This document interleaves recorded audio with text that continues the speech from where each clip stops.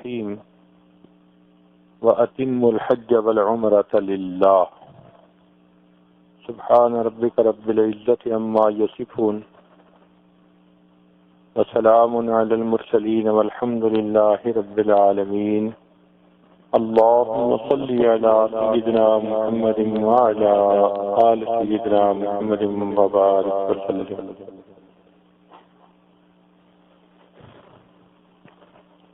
اللهم صل على سيدنا محمد وعلى آل سيدنا محمد وبارك وسلم. اللهم صل على سيدنا محمد وعلى آل سيدنا محمد وبارك وسلم.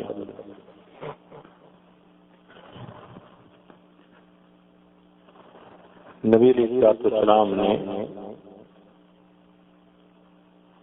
سن 10 ہجری میں حج ادا فرمایا. مدینہ طیبہ سے آپ مکہ مکرمہ تشریف لے آئے. اس کو حجۃ الوداع کہتے ہیں کیونکہ یہ آخری حج تھا.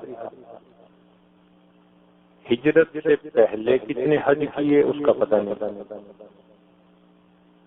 ہجرت کے بعد جو حج فرمایا وہ 10 ہجری میں تھا، جبکہ حج کا حکم 9 ہجری میں فرض ہوا.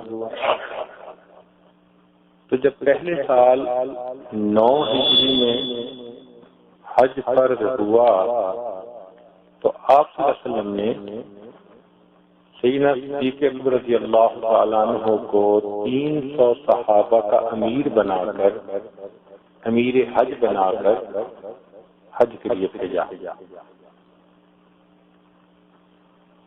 تو پہلے سال یہ سعادت سیدنا صدیق اکبر عنہ کو ملی، اس لیے کہ وہ ثانی اثنین تھے. ثانی اثنین کہتے ہیں 2 میں سے دوسرا، یعنی جس کام میں نبی اسلام پہلے، صدیق اکبر دوسرے، اور جس میں ابو بکر پہلے، نبی اسلام دوسرے. 2 میں سے دوسرا. مثال کے طور پر ایمان میں نبی علیہ السلام پہلے، صدیق عنہ دوسرے. پھر جب نبی علیہ السلام کی وفات ہوئی تو گنبد خضرا میں دفن ہونے والے نبی علیہ السلام تھے.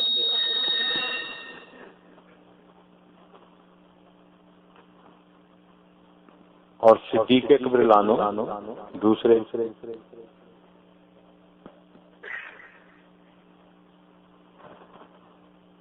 تو 2 میں سے دوسرا.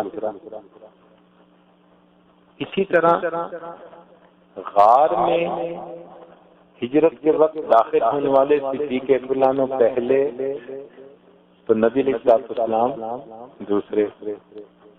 اور حج کے معاملے میں پہلا امیر حج بن کر آنے والے صدیق اکبر پہلے، تو 10ویں ہجری میں نبی علیہ السلام دوسرے. 2 میں سے دوسرا. کیا اللہ نے شان عطا فرمائی ہے. اس میں کیا حکمت تھی کہ نبی علیہ السلام پہلے سال خود تشریف نہ لائے. وہ اس کی وجہ یہ ہوتی ہے کہ جب مہمان خصوصی نے آنا ہوتا ہے تو ان سے پہلے کچھ کام کرنے ضروری ہوتے ہیں.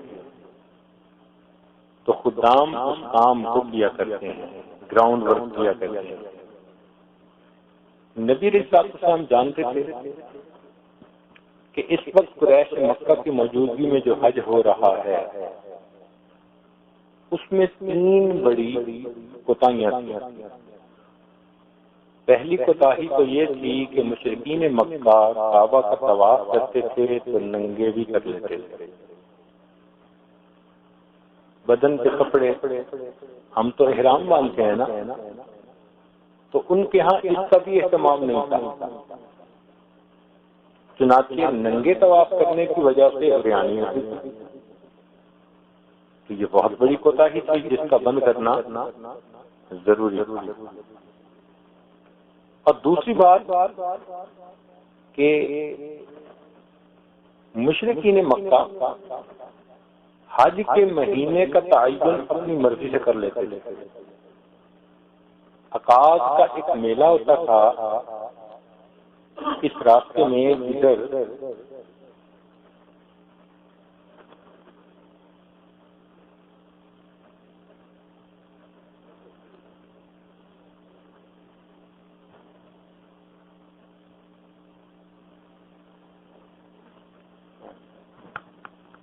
عرفات سائیڈ ہے تو عرفات سے ذرا آگے وہ عکاظ کا میدان ہے.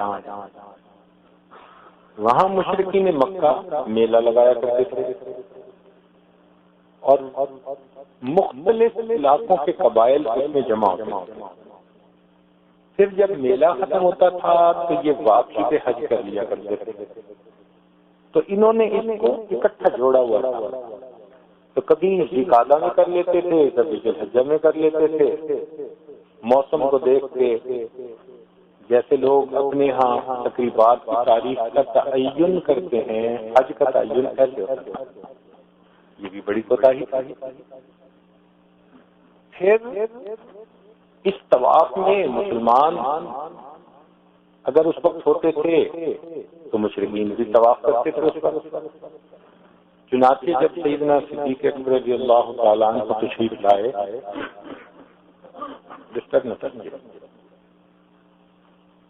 جب تشریف لائے تو 300 صحابہ ان کے ساتھ تھے.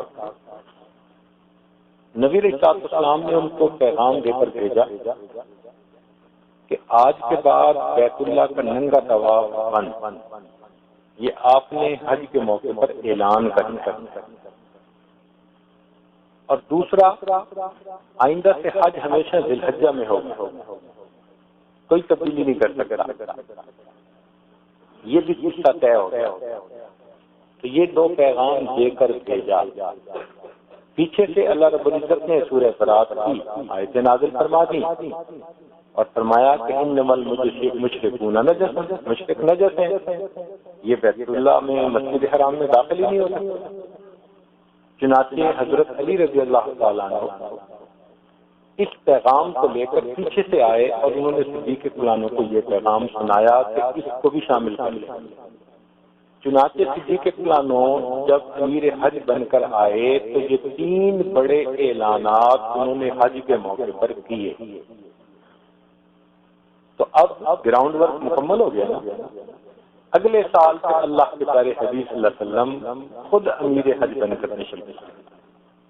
چنانچہ 10 ہجری میں نبی علیہ السلام نے حج کا ارادہ فرمایا. اب یہ اطلاع تو جنگل کی آگ کی طرح پھیل گئی. چنانچہ صحابہ کرام مدینہ طیبہ میں آنے شروع ہو گئے. نبی علیہ السلام جب چلے تو مختلف جو قبیلوں کے لوگ تھے راستے میں وہ شریک سفر ہوتے رہے.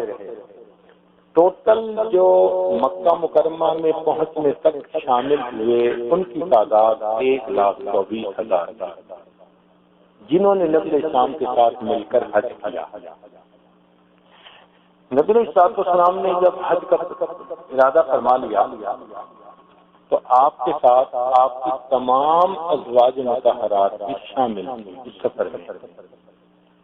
اب پیچھے مدینہ طیبہ میں بھی تو کسی کو نگران بنانا تھا.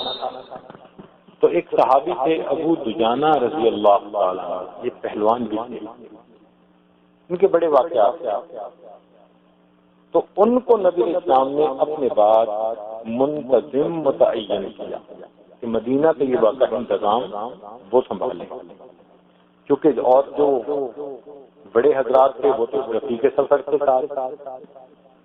چنانچہ نبی اسلام مدینہ طیبہ سے چلے اور آپ نے قیام فرمایا ذوالحلیفہ کے پاس. یہ ایک جگہ ہے, اس وقت وہاں مسجد بھی بنی ہوئی ہے اور اس کو میقات کہا جاتا ہے. میقات کہتے ہیں حدود کو کہ جہاں سے آگے احرام باندھ کے جا سکتا ہے بندہ ویسے نہیں جا سکتا. اگر ویسے جائے گا تو اس کے اوپر دم آئے گا. تو یہ میقات.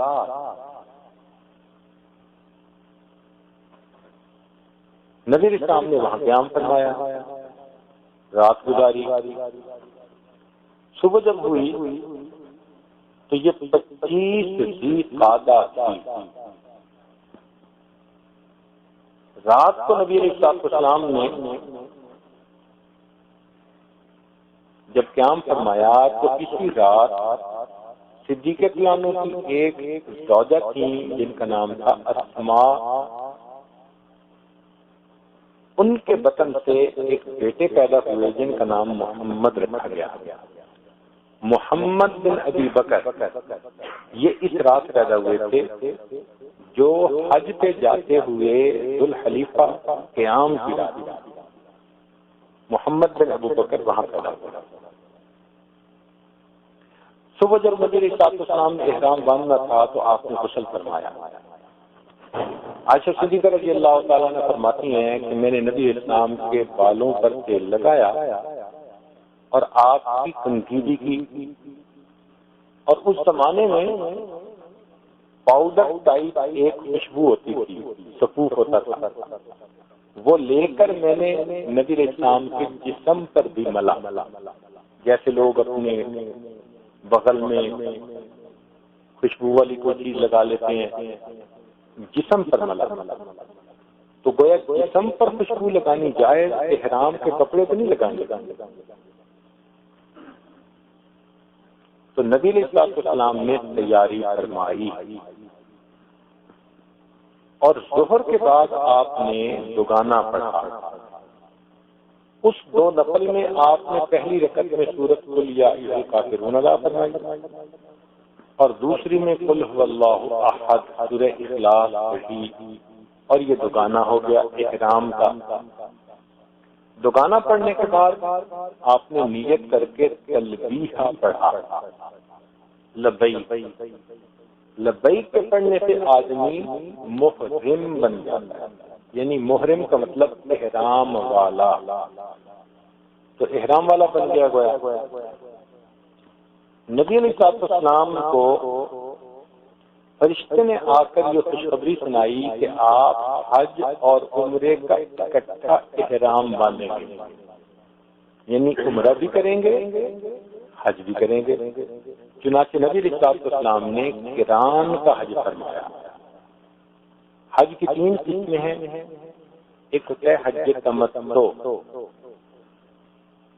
تمتع کا حج یہ ہوا کہ جیسے ہم اپنے گھروں سے چلیں، احرام باندھ کر یہاں آ کر عمرہ کریں، عمرہ کرنے کے بعد سر کے بال کٹوا کر ہم احرام کھول لیں، پھر انتظار میں رہیں، پھر 8 ذی الحجہ کو دوبارہ حج کا احرام باندھیں. تو چونکہ ہم نے عمرہ کر کے احرام کھولا، ریلیکسیشن حاصل کر لی، اس لیے اس کا نام تمتع پڑ گیا. نفع کیا نہیں انہوں نے حاصل. ایک ہوتا ہے حج کرام کہ اپنے گھر سے احرام باندھ کے چلے میقات، اور یہاں آ کر انہوں نے پہلے عمرہ کیا، مگر عمرہ کرنے کے بعد انہوں نے بال نہیں کٹوائے، اسی طرح احرام میں رہے انتظار میں، اور اسی احرام کے ساتھ ہی انہوں نے اپنے حج کو مکمل کیا.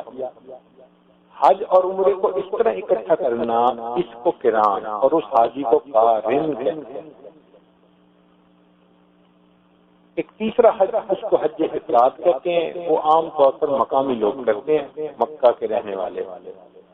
وہ سیدھا 8 ذی الحجہ کو احرام باندھتے ہیں اور مینا اور چلے جاتے ہیں. تو چونکہ ان کا صرف حج ہوتا ہے اکیلا، عمرہ نہیں ہوتا، اس کو حج افراد کہا گیا. تو ہم حج تمتع کرنے والے ہیں. نبی علیہ السلام نے حج قران فرمایا. زندگی میں اگر موقع ملے تو کبھی قران بھی کرنا چاہیے، ورنہ ہم کمزوروں کے لیے تو ریلیکسیشن والا حج زیادہ فضیلت رکھتا ہے، اس لیے کہ ہم تو اتنی پابندیاں نہیں برداشت کر پاتے. ہم احرام میں زیادہ دن رہیں گے تو ماشاءاللہ بکرے بھی بڑھتے جائیں گے اور بدنے بھی بڑھتے جائیں گے. تو کمزوروں کے لیے یہ حج تمتع بہتر حج ہے. خاص طور پر عورتوں کے لیے احرام کی پابندیاں نبھانا بہت مشکل معاملہ ہے، لیکن اللہ والے کرتے ہیں. ہمارے حضرت خواجہ عبد المالک صدیقی رحمۃ اللہ علیہ، امام العلماء والصلحاء، ایک مرتبہ انہوں نے عید کی نماز سے اگلے دن شوال کے اندر حج کا احرام باندھا اور قران کا احرام باندھا، اور پورے 2 مہینے کچھ دن وہ احرام کی حالت میں رہے۔ اللہ، یہ اللہ والے ہی نبھا سکتے ہیں، دوسرا بندہ نہیں نبھا سکتا۔ اللہ اکبر کبیرہ۔ تاہم نبی علیہ السلام نے احرام باندھا، وہاں سے صحابہ کو اختیار دیا کہ وہ قران کا احرام باندھیں یا تمتع کا احرام باندھیں۔ وہاں سے نبی علیہ السلام چل پڑے اور آپ صلی اللہ علیہ وسلم نے لبیک پڑھی، تلبیہ پڑھا۔ اسی موقع پر وادی عقیق میں جبریل علیہ السلام آئے اور انہوں نے آ کر بتایا کہ اے اللہ کے پیارے حبیب صلی اللہ علیہ وسلم، اللہ تعالیٰ پسند فرماتے ہیں کہ آپ اونچی آواز سے تلبیہ پڑھیں۔ چنانچہ صحابہ کرام کہتے ہیں کہ ہم اتنا اونچا تلبیہ پڑھتے تھے، اونچا سے مراد چیخ کے پڑھنا نہیں، مگر مناسب اونچی آواز، جیسے مرد پڑھتے ہیں لبیک اللہم لبیک لبیک لا شریک لک لبیک ان الحمد والنعمت لک والملک لا شریک لک۔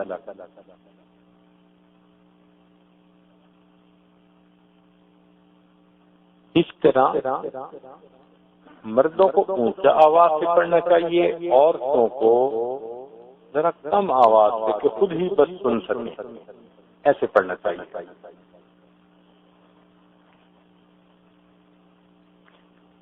اس زمانے میں کیونکہ اونٹوں پر سفر ہوتا تھا تو ایک دن کی مسافت 15 سے 20 کلومیٹر کے میلوں کے درمیان ہوتی،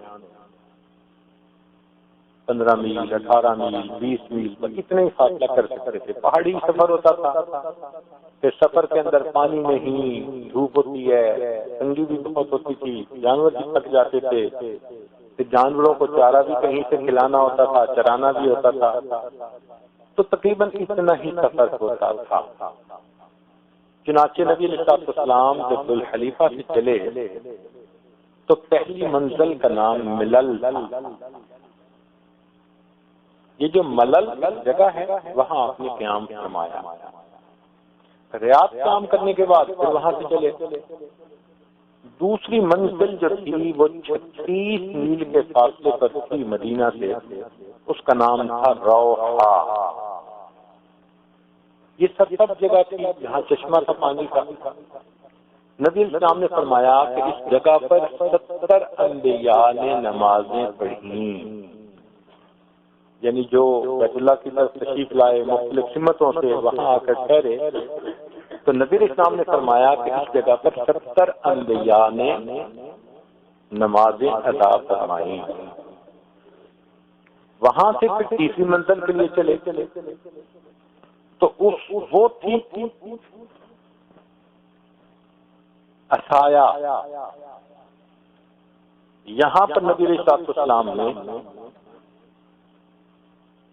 قیام فرمایا۔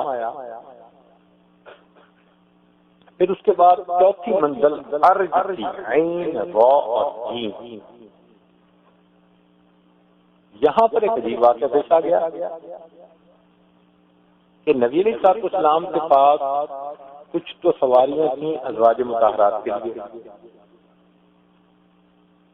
اور ایک سواری تھی جو سیدنا صدیق اکبر کے پاس تھی، اونٹنی تھی، اس پر صدیق اکبر کا بھی سامان تھا اور نبی علیہ السلام کا بھی سامان،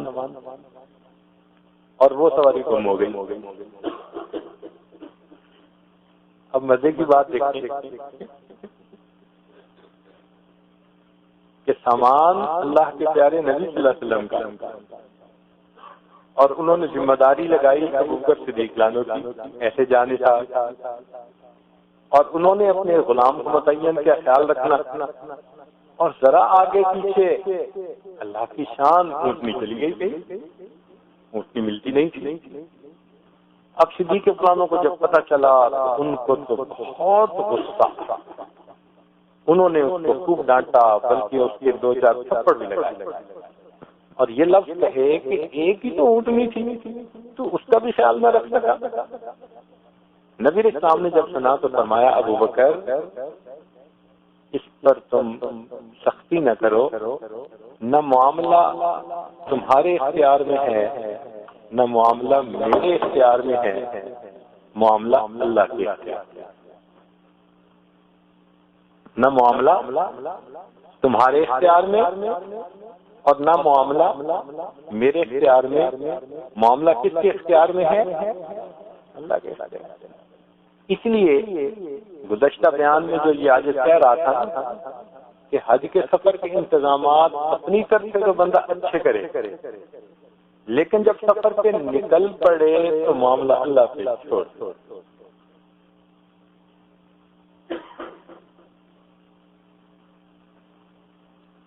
اس لیے کہ اللہ تعالیٰ کس چیز کو بہانہ بنا کے بخشنا چاہتے ہیں یہ اللہ کو معلوم۔ ہم تنگ ہو رہے ہیں، یہ ایسے یہ ایسے یہ ایسے، کیا پتہ وہی بہانہ بن رہا ہے۔ اللہ کے پیارے حبیب صلی اللہ علیہ وسلم کا سامان گم ہوا حج کے سفر، اور اس سنت پر ہمارا بھی عمل ہو گیا اس طرح۔ اللہ کی شان۔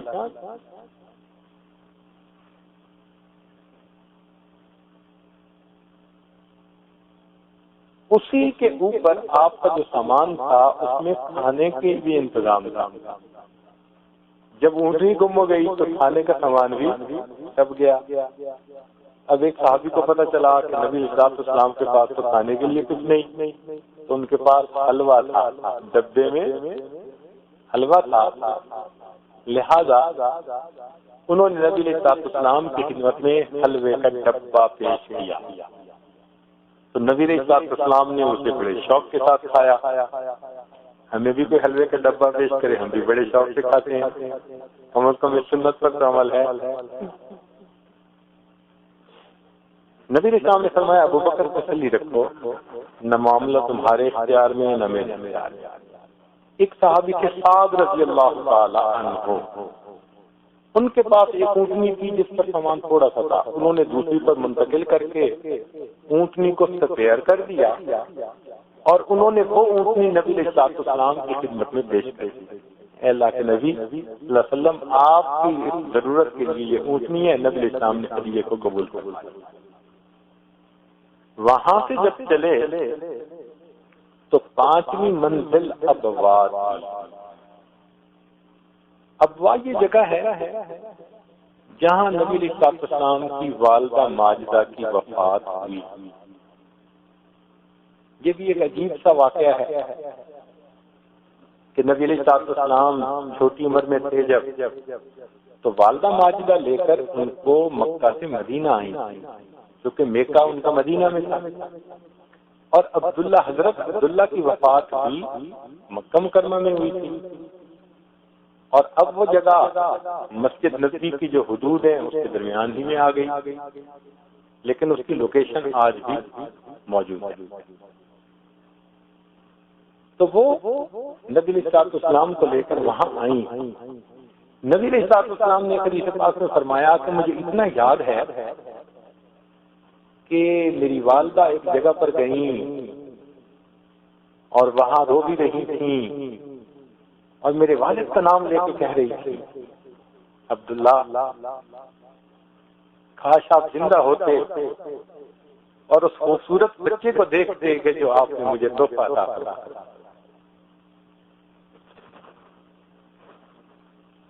نبی علیہ السلام فرماتے ہیں کہ میں بچہ تھا اور والدہ کو روتا دیکھ کے میں بھی رونے لگ گیا۔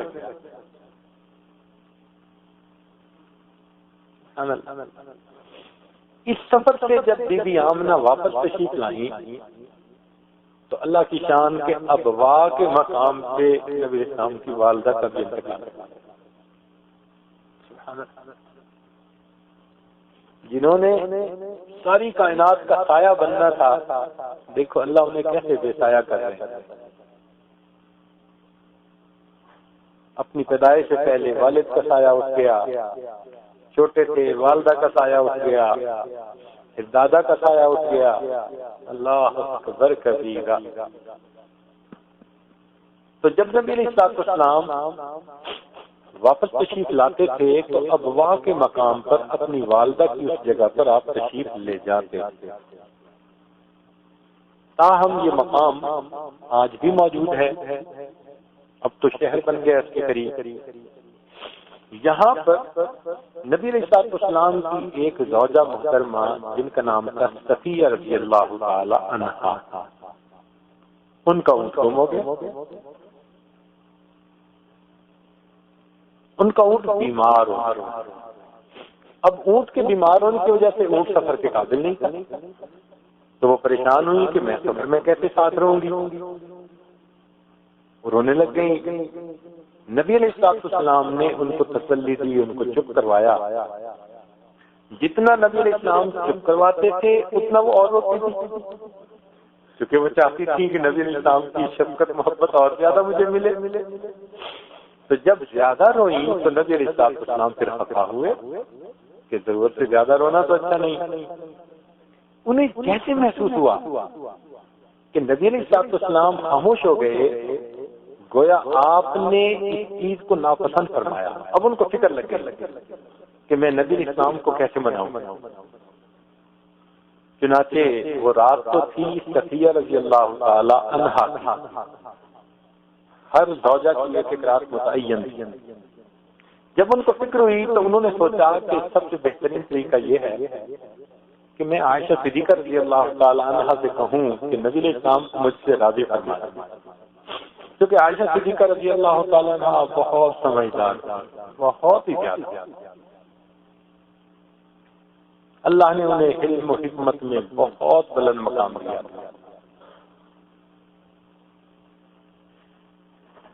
چنانچہ انہوں نے عائشہ صدیقہ رضی اللہ عنہا سے کہا کہ جی نبی علیہ السلام خاموش ہو گئے اور مجھے لگتا ہے کہ آپ خفا ہوئے، تو اس لیے آج آپ نبی علیہ السلام کو مجھ سے راضی کر دیں۔ انہوں نے کہا بہت اچھا، میں تو یہ ڈیل کرنے کے لیے تیار ہوں، مگر آج کی رات آپ مجھے دے دیں۔ رات تو آپ کی ہے آج، لیکن نبی علیہ السلام کے ساتھ آج رات میں گزاروں گی اور آپ سے خوش کر دوں۔ تو انہوں نے یہ ڈیل کر دی۔ اس سے اندازہ لگاؤ کہ ان کو نبی علیہ السلام کو خوش کرنے کی کتنی فکر ہوتی تھی۔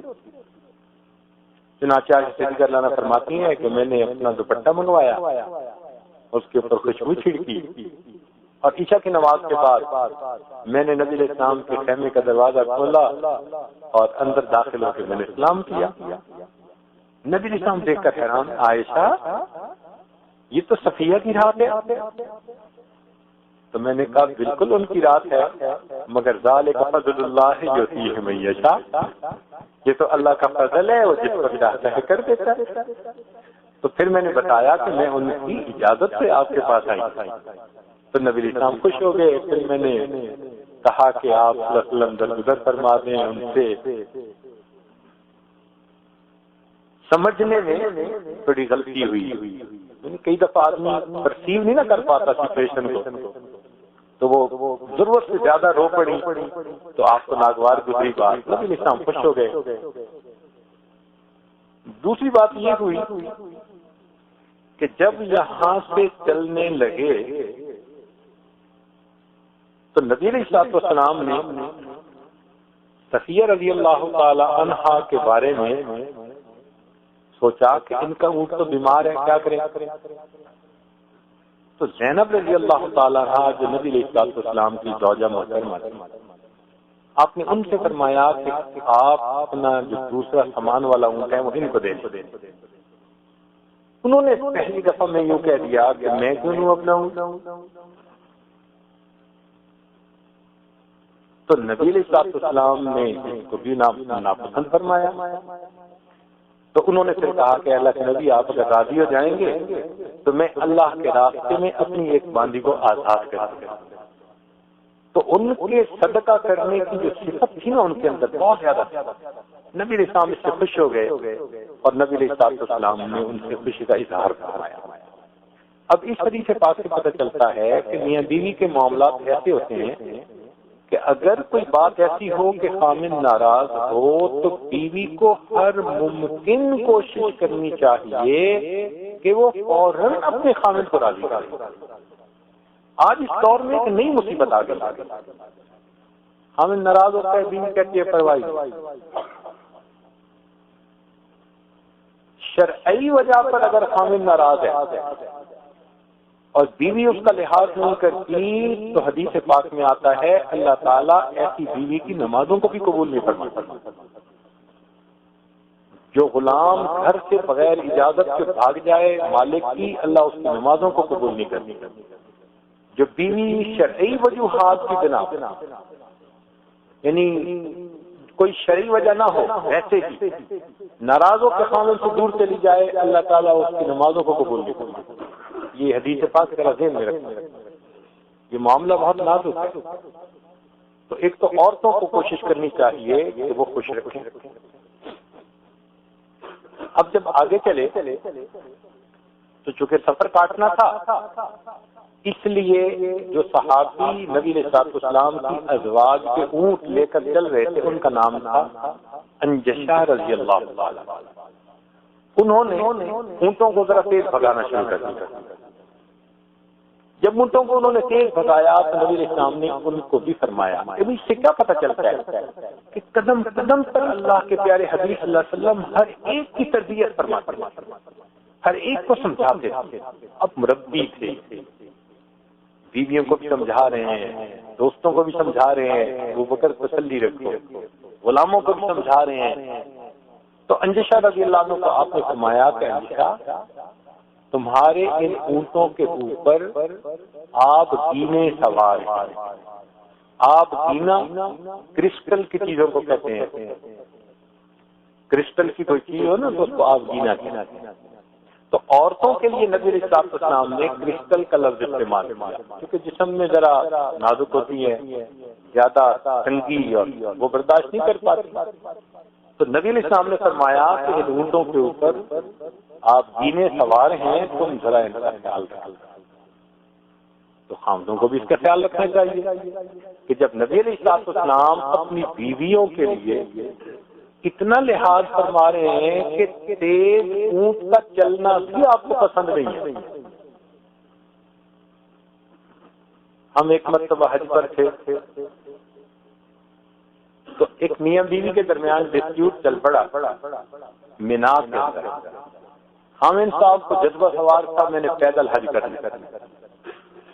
بیوی کہتی تھی کہ بھئی ہم سے تو پیدل 1 کلومیٹر نہیں چلا جاتا، کبھی چلے ہیں، میں کیسے چل سکوں گی، چھالے پڑ جائیں گے، میں نہیں کر سکوں گی۔ اس نے کہا کر لیں۔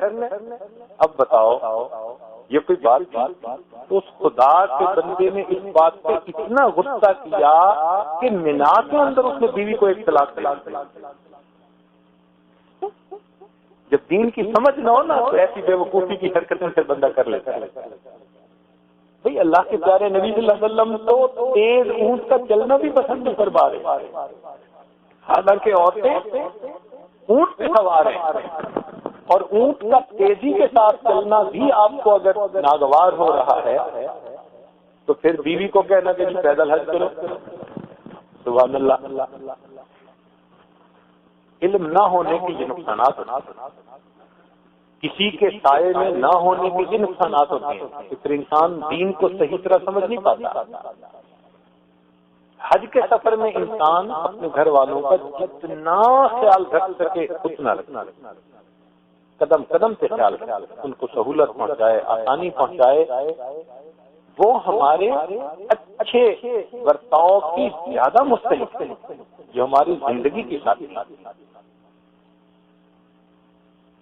تو شیطان بھی کوشش کرتا ہے کہ ان دنوں میں بہت زیادہ آپس میں ڈسپیوٹس پیدا کر دیتا ہے۔ اور خاص طور پہ ایک بات یاد رکھنا، حج کرنے کے بعد کے جو 2-4 دن ہوتے ہیں نا وہ بہت زیادہ اہم ہوتے ہیں۔ ہم نے یہ دیکھا ہے کہ وقوف عرفات کر کے بندہ آئے، اتنا غصہ توبہ، شیطان اسی وقت نقد کوشش کرتا ہے کہ وقوف عرفہ میں جو یہ گناہ بخشوا کے آیا، ابھی میں غصے کے ذریعے سے اس کے پھر جو ہے نا برباد کر دوں اس کے نہ. یہ طرح ذہن میں رکھنا کہ حج کے اس سفر میں آپ اگر اپنے ثواب کو بچا کے لے جانا چاہتے ہیں، اس سمجھ تحمل میں ڈالیں، ناگوار بات ہو جائے، خلاف تباہ ہو جائے، ٹھنڈا رہنے کی کوشش کریں. Keep smiling even if you are inside boiling. اندر سے آپ ابل بھی رہے ہیں نا تو اوپر سے پھر بھی مسکراتے رہتے اگر حج کا ثواب بچانا چاہتے ہیں، ورنہ ادھر آپ حج کا ثواب لیں گے اور ادھر شیطان بدماش غصے کے ذریعے سے وہ سارے ثواب کو ختم کر دیں.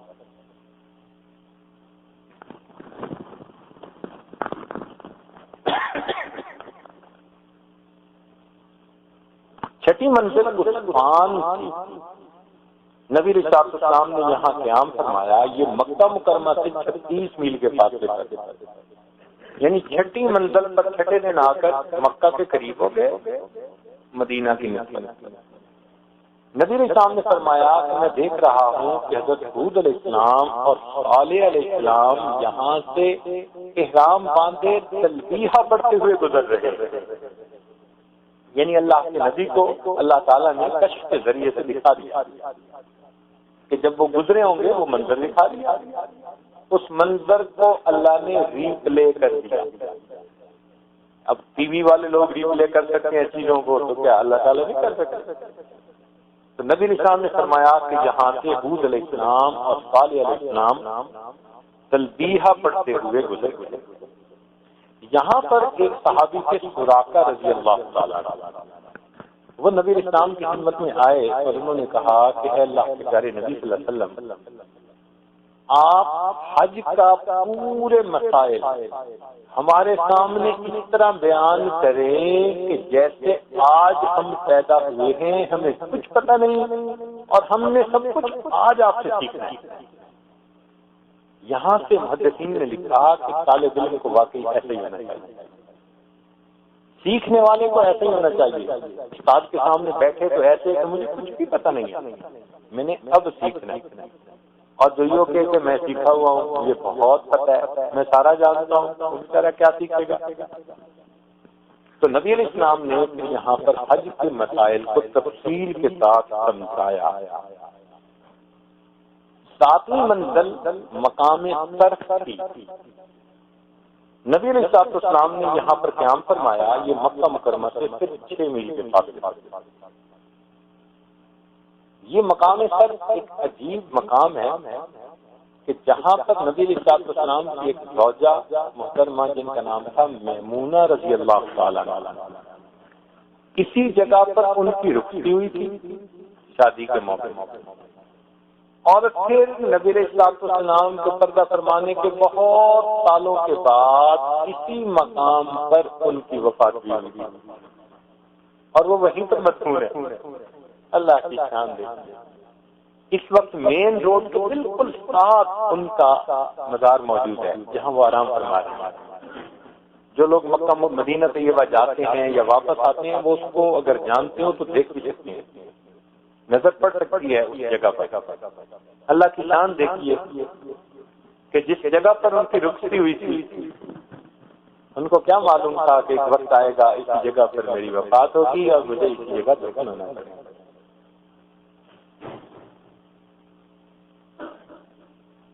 یہاں پر عائشہ صدیقہ رضی اللہ تعالی عنہ جو تھیں ان کو اپنے ایام مہانہ شروع ہو گئے. وہ رونے لگ گئی. اللہ کے نبی میں تو اعمال آپ کے ساتھ نہیں کر سکوں گی. تو نبی علیہ السلام نے ان کو ایک جگہ رکنے کے لیے فرما دیا، خیمہ لگا دیا. جس جگہ پر خیمہ تھا وہ حرم کی حدود کے بالکل ساتھ، اس کو آج مسجد عائشہ کہتے ہیں اور وہیں سے احرام باندھتے ہیں لوگ آج عمرے کا جو مقامی لوگ ہیں. عائشہ صدیقہ رضی اللہ تعالیٰ عنہ کے ایام کا شروع ہونا امت کے لیے رحمت بن گیا. کہ اللہ رب العزت نے حرم کی حدود یہاں پر اتنی چھوٹی کر دی قریب قریب، چنانچہ انہوں نے وہاں قیام فرمایا اور نبی علیہ السلام پھر بقیہ سب صحابہ اور ازواج کے ساتھ پھر اگلے دن مکہ مکرمہ کے اندر داخل ہوئے۔ 4 ذی الحجہ اتوار کا دن تھا جب نبی علیہ السلام مکہ مکرمہ میں داخل ہوئے۔ مکہ مکرمہ سے 1 میل دور ایک جگہ ہے جس کو وادی ازرق کہتے ہیں۔ نبی علیہ السلام نے فرمایا کہ میں دیکھ رہا ہوں کہ موسیٰ علیہ السلام اپنی اونٹنی کی نکیل پکڑے ہوئے چلے آ رہے ہیں اور اونچی آواز سے تسبیحہ بھی پڑھ رہے ہیں۔ نبی علیہ السلام دن کے وقت میں مکہ مکرمہ داخل ہوئے، رات کی بجائے دن کے وقت میں مکہ داخل ہوئے اور اعلیٰ مکہ کی طرف سے داخل ہوئے۔ اب یہ اعلیٰ مکہ کا لفظ سمجھنے کی ضرورت ہے۔ مکہ مکرمہ یہ ہے پہاڑی علاقہ۔ اگر آپ غور کریں تو باب فہد جس طرف ہے تو اس کے سامنے ذرا نیچیا علاقہ ہے، اس کو مسفلا کہتے ہیں۔ یہاں سینہ صدیق اکرام کا گھر بھی تھا شروع میں، اور اگر آپ مروہ سائڈ پہ دیکھیں تو یہ اونچی جگہ ہے، پہاڑیاں اونچی جگہ، تو اونچی جگہ کو اعلیٰ مکہ کہا گیا اور جو نیچی جگہ تھی اس کو اسفل مکہ کہا گیا، مسفلا اس سے نکلا ہے۔ تو نبی علیہ السلام اعلیٰ مکہ سے داخل ہوئے کا کیا مطلب کہ نبی علیہ السلام مروہ سائڈ سے مسجد حرام کے اندر، جس کو بیت السلام بھی کہتے ہیں، چھوٹی سی ایک جگہ بنی ہوئی ہے، نبی السلام ادھر سے داخل ہوئے۔ وجہ کیا تھی؟ وجہ یہ تھی کہ نبی علیہ السلام کا اپنا گھر بھی ادھر تھا۔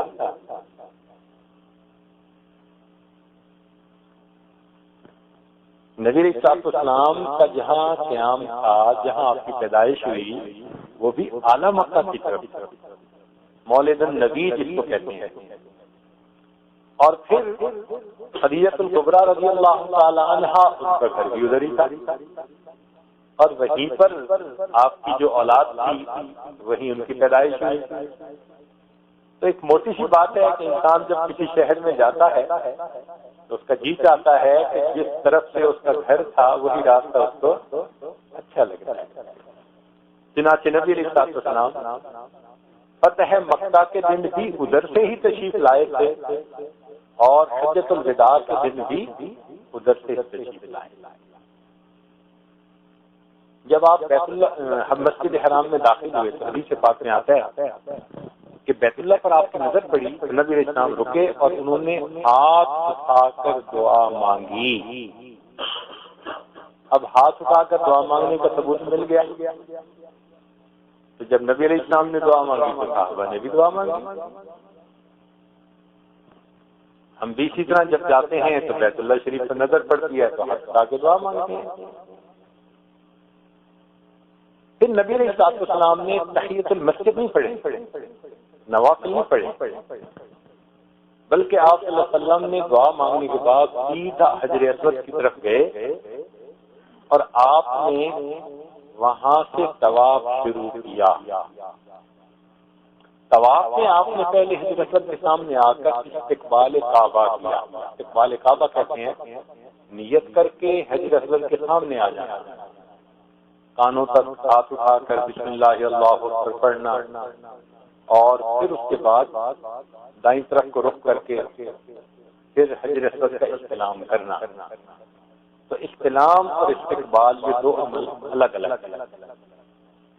یہاں جب نبی اسلام پہنچے تو آپ نے اجتباء فرمایا تھا۔ اجتباء کہتے ہیں کہ احرام میں مرد دائیں کندھے کو ننگا کر دے، تو نبی اسلام نے اجتباء فرمایا تھا۔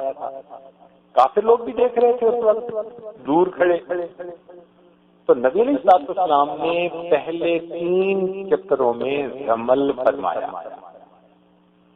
رمل کہتے ہیں کہ ذرا ہمت مردانہ کے ساتھ قدم آگے بڑھانا، آج کے دور میں جیسے پہلوان آمنے سامنے آتے ہیں تو ذرا ہمت سے ایک دوسرے کے سامنے قدم اٹھاتے ہیں تو اس کو رمل، کیونکہ سفر کی وجہ سے سب صحابہ تھکے ہوئے تھے، تو نبی علیہ السلام نے سوچا کہ کفار یہ نہ سمجھیں کہ اب مسلمانوں کے اندر تو قوت طاقت ہی نہیں ہے، تو اللہ کے دین کی عزت اور سر بلندی کے لیے اللہ کے پیارے حبیب نے رمل، اور الحمدللہ اس عاجز کی بھی یہی عادت ہے کہ جن چکروں میں رمل ہوتا ہے ان میں پرسنل دعائیں مانگنے کی بجائے عام طور پر میں امت کے لیے دعا مانگتا ہوں کہ اے اللہ اس امت کو بھی اپنے حبیب کی اس سنت کی مانند کفار کے سامنے آج بھی رمل کی حالت میں زندگی گزارنے کی توفیق عطا فرما۔ یہ رمل طواف میں نہیں ہے، مومن کی پوری زندگی میں ہونا چاہیے دین کے معاملے میں۔ جی ہاں، تو بہرحال نبی علیہ السلام نے رمل کیا، پھر آپ نے جب 7 چکر مکمل فرمائے تو اس کے بعد آپ نے مقام ابراہیم پہ دوگانہ ادا کیا، دوگانے طواف کو کہتے ہیں۔ پھر اس کے بعد آپ نے زمزم پیا،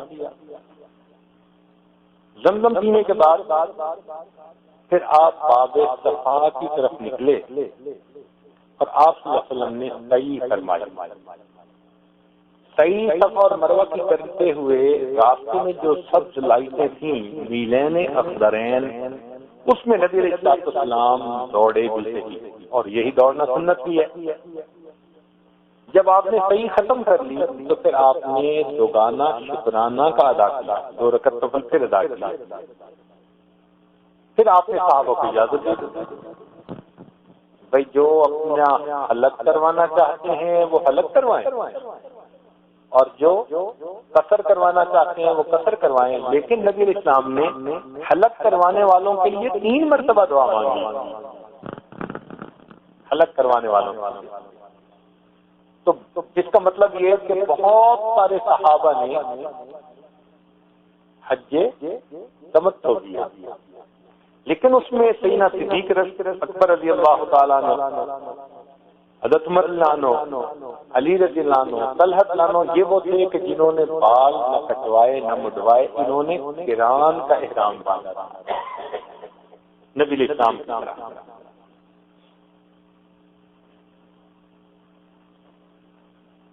چنانچہ نبی علیہ السلام یہ عمرہ کرنے کے بعد مکہ مکرمہ سے پھر باہر تشریف لائے، تو ان دنوں میں آپ کا قیام حدود مکہ سے باہر رہا، آپ دن میں تشریف لے جاتے اور عبادت کرتے، وقت گزارتے، پھر واپس اپنی جگہ پر آ کر قیام فرماتے۔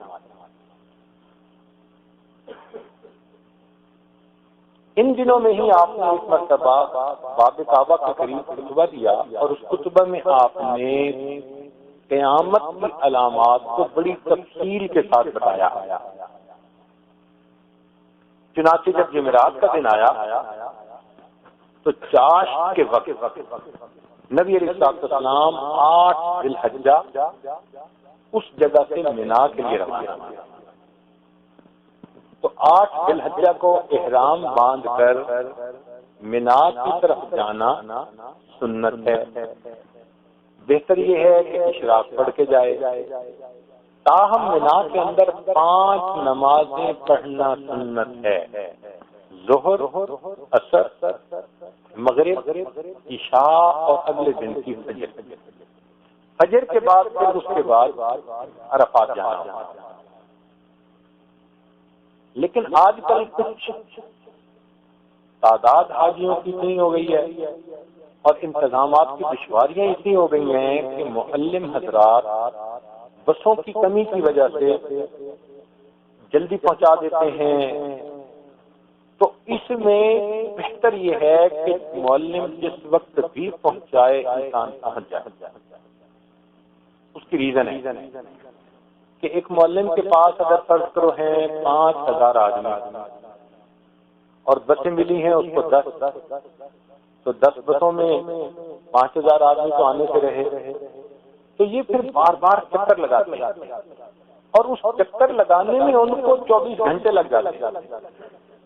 تو تو وہ ہر بندے کو تو اشراق کے وقت وہاں پہنچا نہیں سکتے. تو ہم اگر ضد کر کے بیٹھ گئے ہیں جی ہم نے تو اشراق کے بعد ہی پہنچنا ہے، تو سارے بندے تو نہیں پہنچ سکتے. اتنے بندوں کو تو کمیوٹ کرنا ہی ایک مسئلہ ہے. اور ہم نے یہ دیکھا ہے کہ جو معلم سے رہ جاتا ہے اس کے لیے زیادہ تنگی ہو جاتی ہے، وہ خیمے تک ہی نہیں پہنچ سکتا، مشکل ہو جاتی ہے. اور اگر مستورات صاف ہوں تو مصیبت ہوتی ہے. تو پھر یہ شرعی عذر بن گیا. اور چونکہ آگے کوئی فرض کا معاملہ تو ہے ہی نہیں نا، اس لیے منا جانے میں معلم جب کہے کہ جی میں اس وقت آپ کو بھیج سکتا ہوں، انتظام کرنے والے اپنی طرف سے تو کوشش کریں کہ سنت وقت کے اندر پہنچے، لیکن اگر نہیں بھی ہو سکتا تو نیت کی وجہ سے اللہ تعالیٰ اجر ضرور عطا کرتا ہے.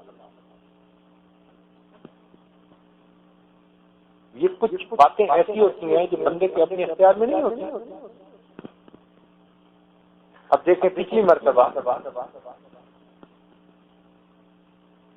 40 لاکھ لوگ ہوائی راستے سے آئے اور 30 لاکھ لوگ زمینی راستوں سے آئے.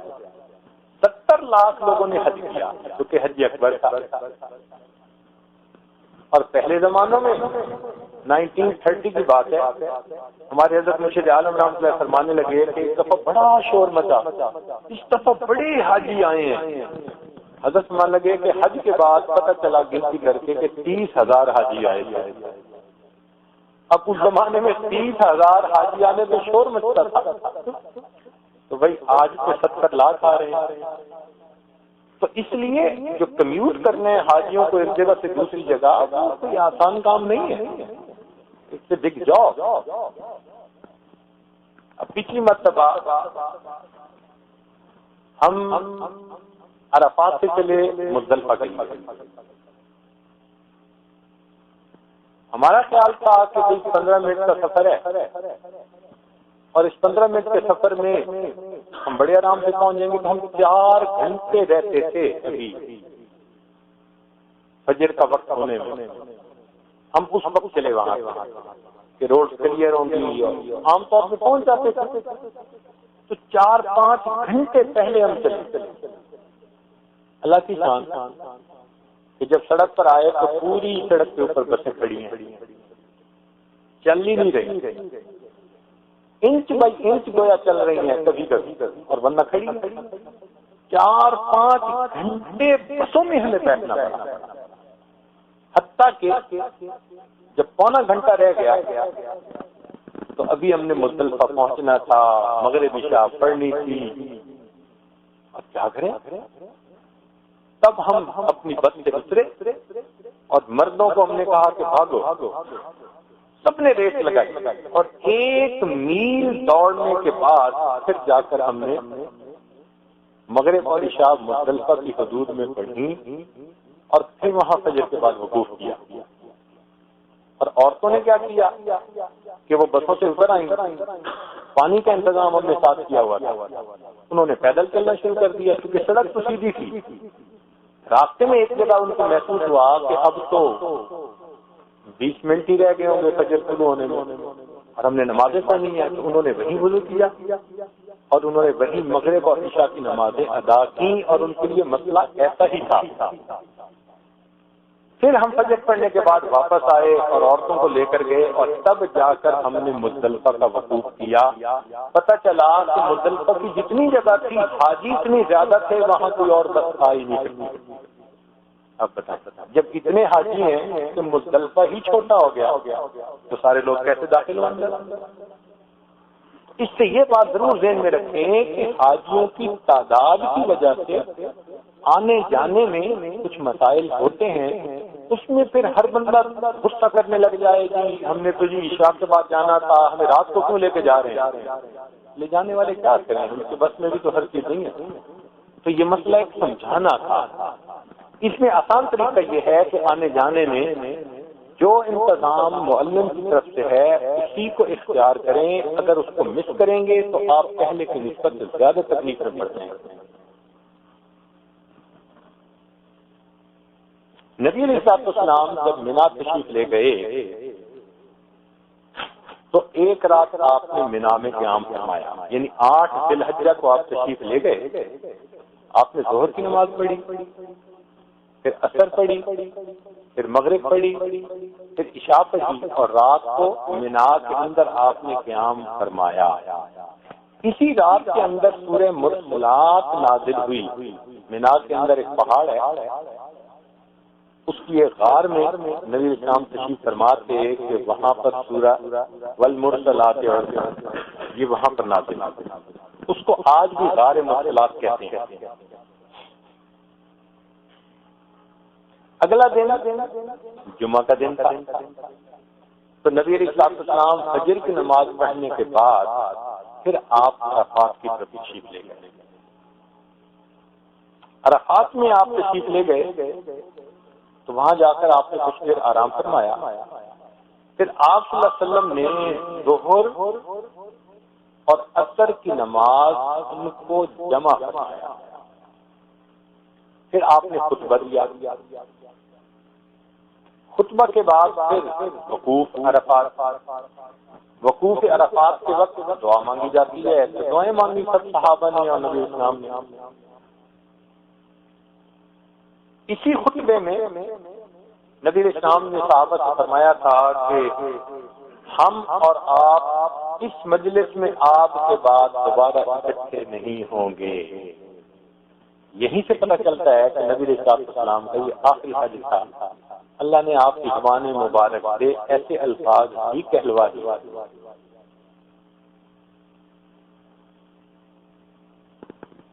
اور محدثین کہتے ہیں کہ اس لیے بھی کہ اگر اچانک نبی علیہ السلام پردہ فرماتے تو شاید صحابہ رضی اللہ عنہم کے لیے بہت بڑا شوق ہوتا، برداشت نہ کر سکتے۔ شاید ہوتا ہے نا، بندہ نروس بریک ڈاؤن ہو جاتا ہے، کچھ اور اثر ہو جاتا ہے۔ صحابہ کی محبت کا جو تعلق تھا وہ ایسا ہی تھا۔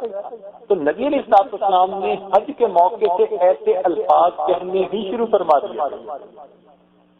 تو یہ الفاظ، اور پھر جب حج کے بعد تشریف لائے تو اس کے بعد بھی نبی علیہ السلام نے عائشہ رضی اللہ عنہا کی عمر میں سب سے چھوٹی تھی، ان سے کہا، ایسی بات فرمائی کہ عائشہ کتنا اچھا ہو، تمہاری وفات میرے سامنے اگر ہو تو میں تمہارا جنازہ پڑھاؤں گا، تمہیں دفن کروں گا۔ تو عائشہ رضی اللہ عنہا نے مسکرا کے کہا، ہاں آپ تو چاہتے ہیں میں فوت ہو جاؤں، آپ میری بجائے کوئی دوسری بیوی کر لے۔ ماشاء اللہ، بیویاں تو بیویاں ہی ہوتی ہیں نا، ساری دنیا میں ان کی سوچ ایک جیسی ہوتی ہے۔ تو نبی علیہ السلام مسکرائے، اس بات کو سن کر نبی علیہ السلام مسکرائے، مگر آپ کا مقصد بتانے کا یہ تھا کہ ایسی بات کی جائے کہ عائشہ رضی اللہ عنہا کے لیے بھی یہ بات صدمہ بڑا نہ بن جائے۔ تو بہرحال نبی علیہ السلام نے اس وقت فرمایا کہ ہم اور آپ آج کے بعد ایسی مجلس میں کبھی اکٹھے نہیں ہوں گے۔ نجد کے کچھ لوگ نبی علیہ السلام کی خدمت میں حاضر ہوئے، انہوں نے پوچھا کہ اللہ کے نبی حج کیا ہے؟ فرمایا الحج العرف، کہ یہ عرفات کا وقوف حج کا رکن اعظم ہے، لہذا جس بندے کا عرفات کا وقوف ہو گیا باقی جتنی بھی غلطیاں کوتاہیاں ہوں ان کا کوئی نہ کوئی کمپنسیشن ہے۔ جس کا وقوف عرفہ مس ہو گیا اس کی کوئی کمپنسیشن، اس لیے اس کو رکن اعظم کہا جاتا ہے۔ یہ چیز ذہن میں رکھیے گا کہ وقوف عرفہ کسی طور پہ نہیں مس ہونا چاہیے۔ اور اللہ کی شان دیکھو کہ اللہ تعالیٰ بھی کتنے عظیم ہیں۔ عام بندہ سوچے تو وہ کہتا ہے جی حج پڑھنے گئے ہیں تو وہاں جا کے 2 رکعت نفل پڑھ رہے ہوں گے، 2 رکعت نفل پڑھنے کو اللہ حج بنا دیتے تو امام صاحب تو 2 رکعت پڑھ چکے ہوتے اور ہم جیسے کہیں وضو ہی کر رہے ہوتے، تو پھر ہمارا کیا بنتا؟ حج چلی جاتی۔ کتنی عورتیں ہوتی ہیں جو لاکھوں روپیہ خرچ کر کے آتی ہیں اور عین موقع پہ انہوں نے 2 رکعت پڑھنی نہ ہوتی، ان کی بھی حج چلی جاتی۔ واہ میرے مولا، قربان جائیں تیری شان پر، کتنی پیاری شریعت تھی کہ حج کو نماز کا حصہ نہیں کہا بلکہ وقوف عرفہ ظہر اور مغرب کے درمیان عرفات کے میدان میں فقط پہنچ جانے کو وقوف عرفہ کہہ دیا۔ چنانچہ سویا ہوا بندہ پہنچ جائے، بیمار بندہ پہنچ جائے، بے ہوش بندہ پہنچ جائے، سب کا وضو پیرا ہو جاتا ہے۔ اللہ سے سبحان اللہ، کتنی آسانی کر دی پروردگار عالم۔ اللہ اکبر کبیرہ۔ یہاں پر نبی علیہ السلام اونٹنی پہ سوار تھے اور ام فضل رضی اللہ تعالی عنہ انہوں نے نبی علیہ السلام کی خدمت میں دودھ کا پیالہ پیش کیا تو نبی علیہ السلام نے دودھ نوش فرمایا۔ پھر نبی علیہ السلام نے اس خطبے کے اندر باہمی حق تلفی کے بارے میں بہت زیادہ اہتمام فرمایا۔ خطبہ حجۃ الوداع اکثر آپ پڑھتے ہیں، سنتے ہیں، جانتے ہیں، اسٹوڈنٹس کے نصاب میں بھی شامل ہوتا ہے۔ اس میں حقوق العباد کے اوپر بہت زیادہ زور دیا گیا ہے۔ ایک صحابی ایسے بھی تھے کہ وقوع سے عرفہ کی حالت میں ہی ان کی وفات ہوئی۔ چنانچہ نبی علیہ السلام نے فرمایا کہ جو شخص احرام کی حالت میں فوت ہو، قیامت کے دن جب اللہ کے سامنے اس کو کھڑا کیا جائے گا، وہ احرام کی حالت میں تلبیہ کہتا ہوا اللہ کے سامنے پیش ہوگا۔ سبحان اللہ، کیا خوش نصیب صحابی تھے بھائی، ایسی ان کو وفات۔ اسی دن یہ آیت نازل ہوئی، الیوم اکملت لکم دینکم واتممت علیکم نعمتی ورضیت لکم الاسلام دینا۔ چنانچہ علماء نے لکھا ہے کہ تمام اہل ملت کی عیدیں تھیں اس دن۔ ایک تو جمعہ کا دن، عید کا دن، پھر عرفہ کا دن، عید کا دن، پھر یہود کے لیے بھی عید، نصارہ کے لیے بھی وہ عید کا دن تھا اور مجوس کے لیے بھی عید کا دن تھا۔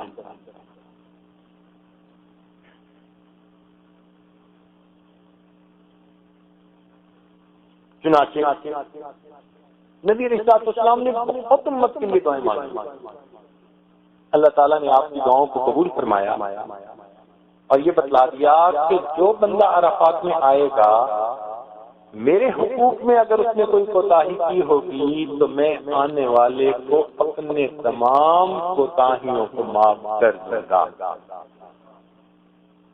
تو حاجی کی حقوق اللہ کے اندر جو کوتاہیاں ہیں ان کی معافی کی خوشخبری وہاں مل گئی۔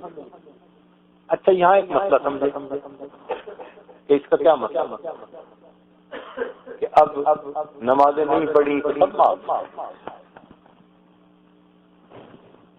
نہیں، اس کا مطلب یہ کہ وہ نمازیں تو ادا کرنی ہے، جو انہوں نے جان بوجھ کر کوتاہی کی اس پر جو غصہ اور ناراضگی ہونی تھی وہ اللہ رب العزت نے معاف کیا۔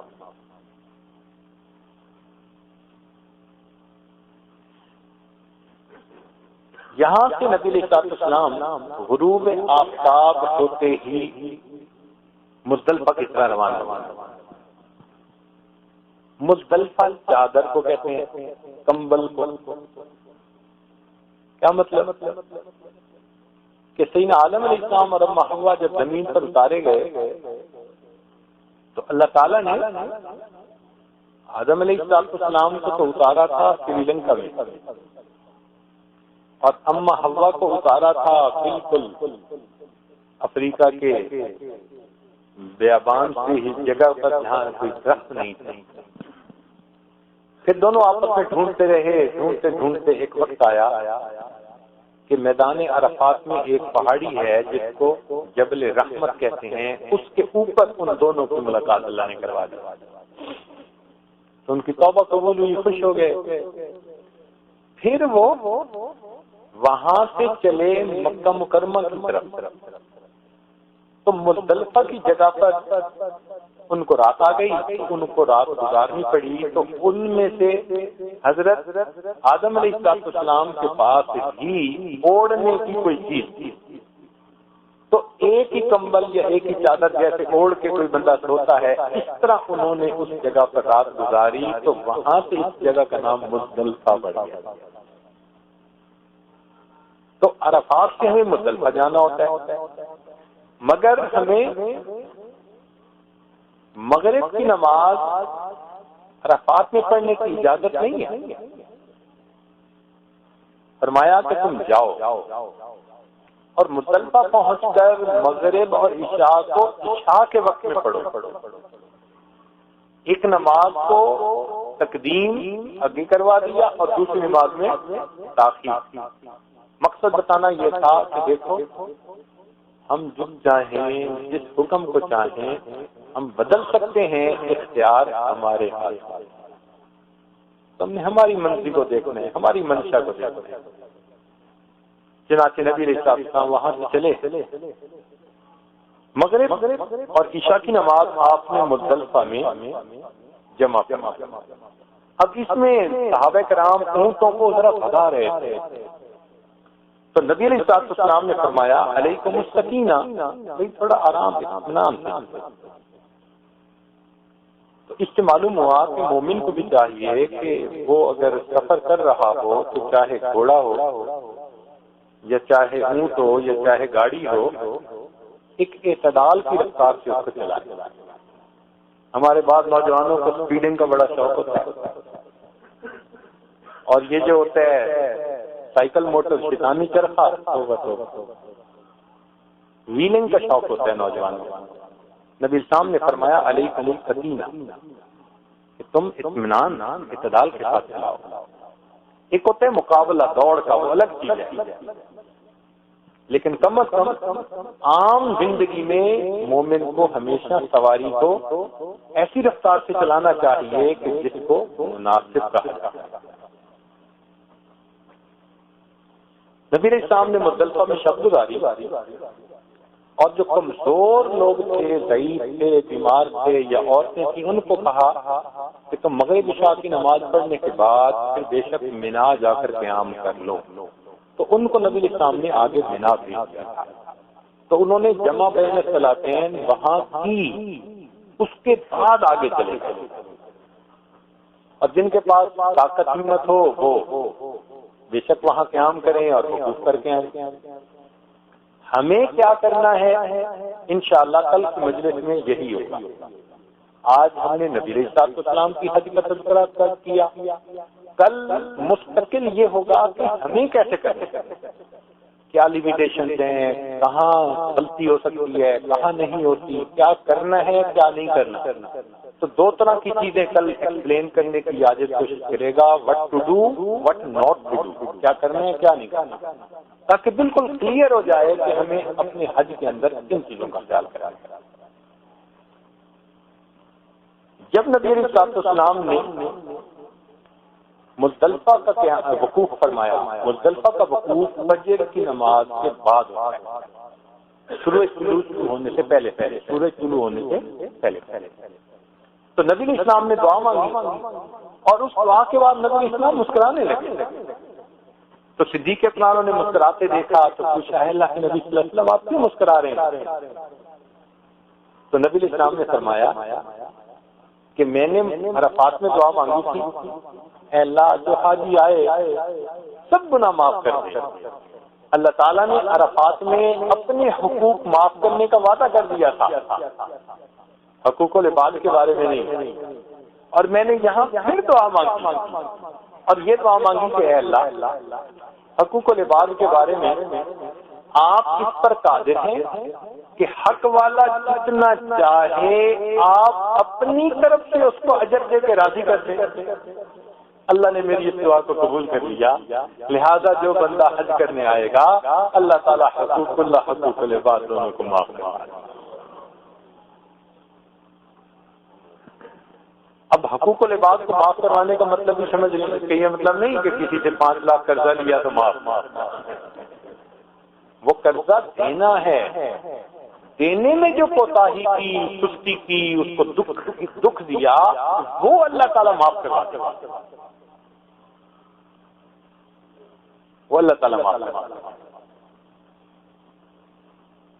پھر جب آپ مزدلفہ سے منا کی طرف روانہ ہوئے تو آپ کے پیچھے ایک نوجوان صحابی تھے فضل رضی اللہ تعالیٰ عنہ، ٹین ایجر تھے، آپ کے پیچھے اونٹ پر یہ تشریف فرما رہے، اور اسامہ رضی اللہ تعالیٰ عنہ یہ صحابی کے غیر نانوں کے بیٹے یہ اونٹ کی نکیل پکڑ کر چل رہے تھے۔ نبی علیہ السلام نے ابن عباس ناموں سے فرمایا کہ یہاں سے کنکریاں اکٹھی کر لو، چنانچہ مزدلفہ سے کنکریوں کو اکٹھا کرنا، چن لینا، یہ بھی سنت ہو گیا۔ راستے میں ایک قبیلہ تھا، قبیلہ خثعم، اس کی ایک عورت آئی اور اس نے آ کے نبی علیہ السلام سے کوئی مسئلہ پوچھا، تو فضل رضی اللہ تعالیٰ عنہ نوجوان تھے جنہوں نے اس کی طرف دیکھنا شروع کیا جیسے بندے کی نظر پڑ جاتی ہے۔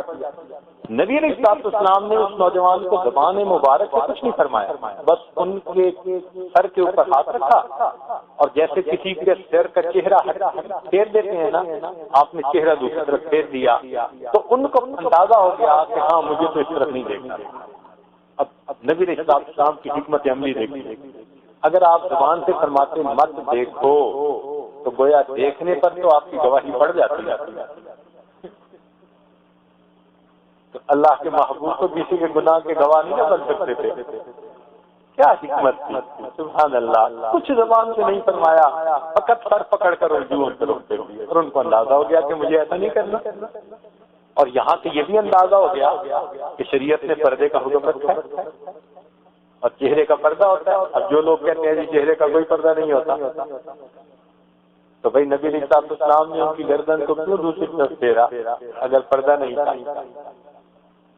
اور اس نے پردہ کیوں نہیں کیا ہوا تھا؟ اس لیے کہ اس زمانے میں جو صحابیات تھی وہ کھجور کے کوئی جیسے پنکھ نہیں ہوتے اس قسم کے وہ اوپر رکھ کر چہرے سے تاکہ کپڑا نہ لگے، تو اس طرح وہ جو ہے نا وہ اپنے چہرے کو چھپایا کرتی تھی دوسرے سے۔ یہ جو آج کے مروجہ برقعے ہیں اس قسم کے برقعے تو نہیں ہوتے تھے، چادریں ہوتی تھیں۔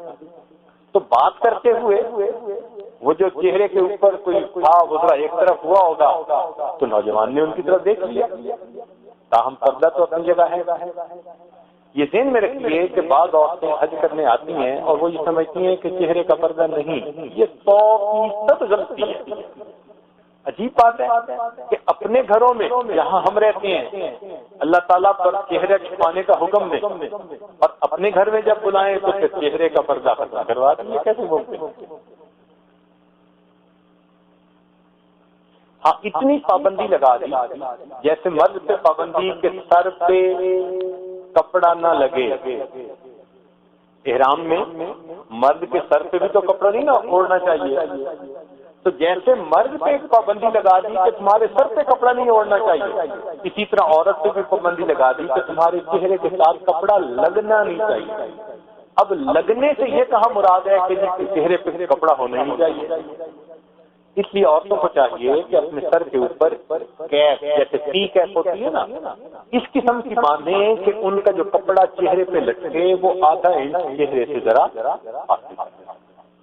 ہر وقت ہاتھ نہ لگتا رہے، احیاناً کسی وقت لگ بھی جائے تو اس کے لیے صدقہ ہے، بعد میں دے دیا جائے، تو پردہ بھی رہے اور جو پابندی شریعت نے کہی کہ چہرے کے اوپر کپڑا نہیں لگنا اس کی بھی پابندی ہو جائے، دونوں کی پابندی۔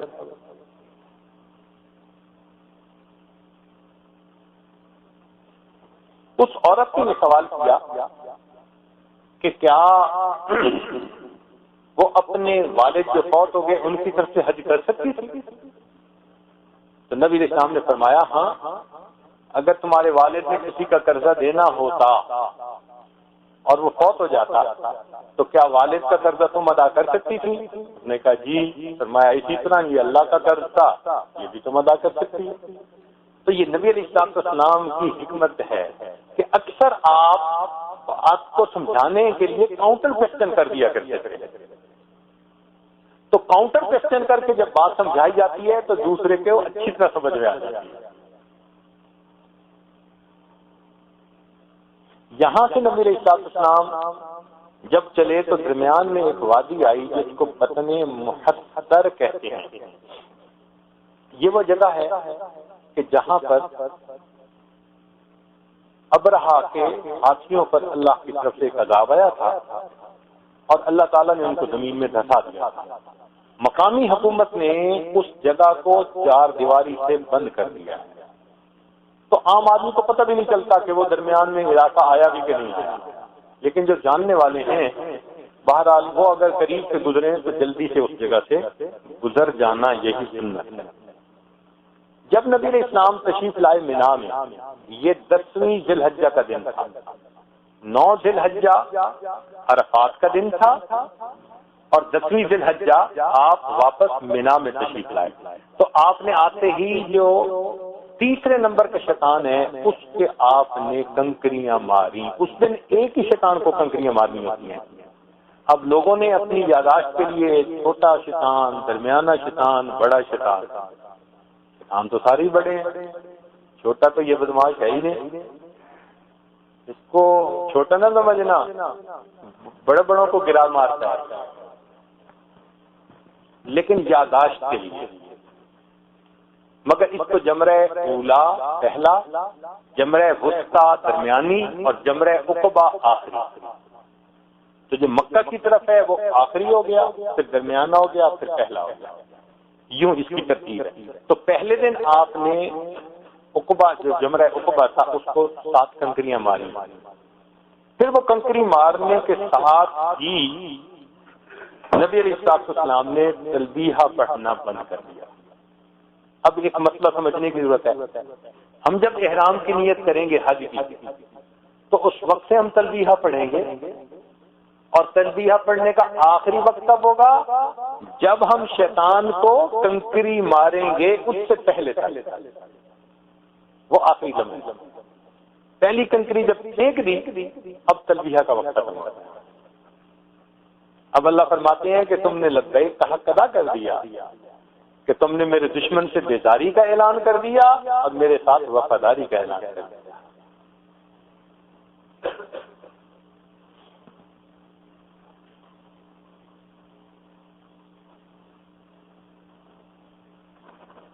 پھر یہاں پر نبی علیہ السلام نے اس دن خطبہ دیا،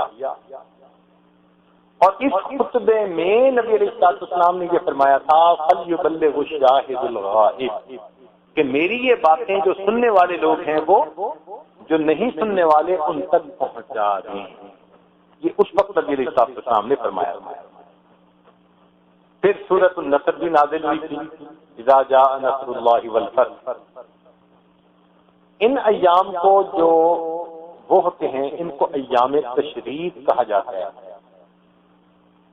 چنانچہ حضرت علی رضی اللہ تعالیٰ عنہ نے اسی موقع پر صحابہ سے پوچھا تھا کہ حل بلغت، کیا میں نے اپنا پیغام تم تک پہنچا دیا؟